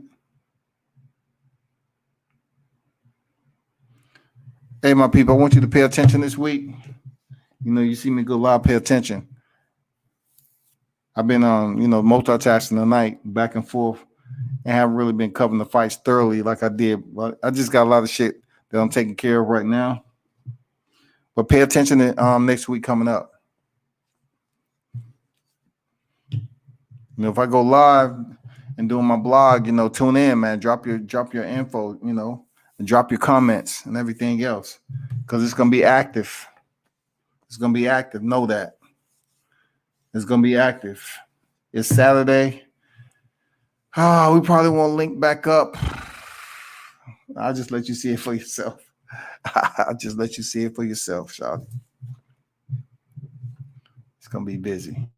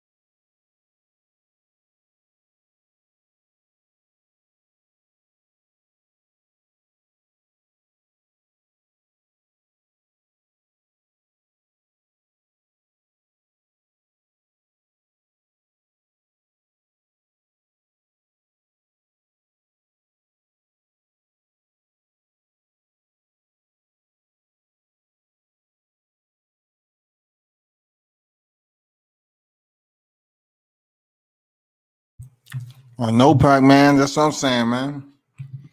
Like they kind of said that about his fight with Frampton too, man.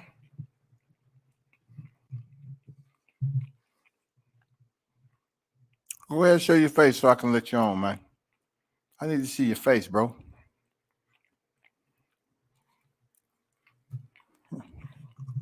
Y'all not gonna show your face? We don't have time for the buffoonery.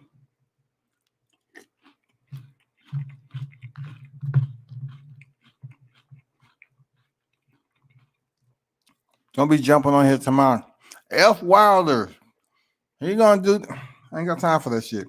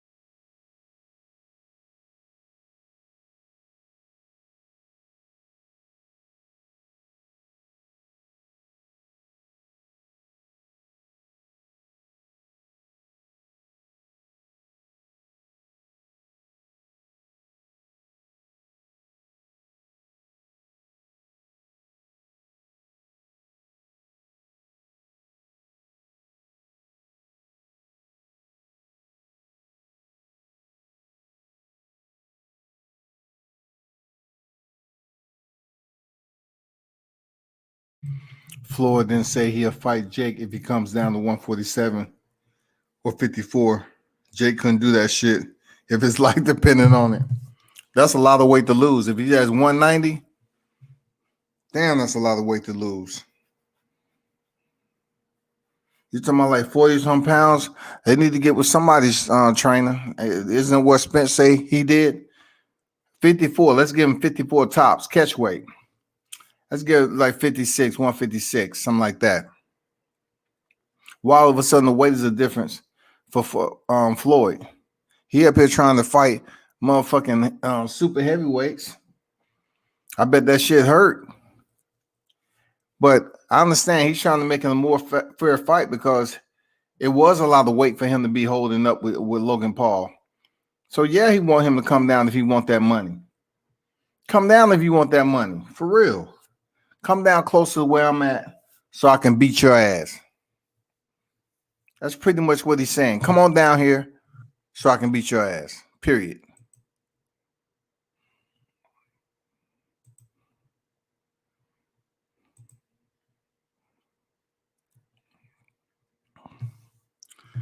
I got to call the champ back.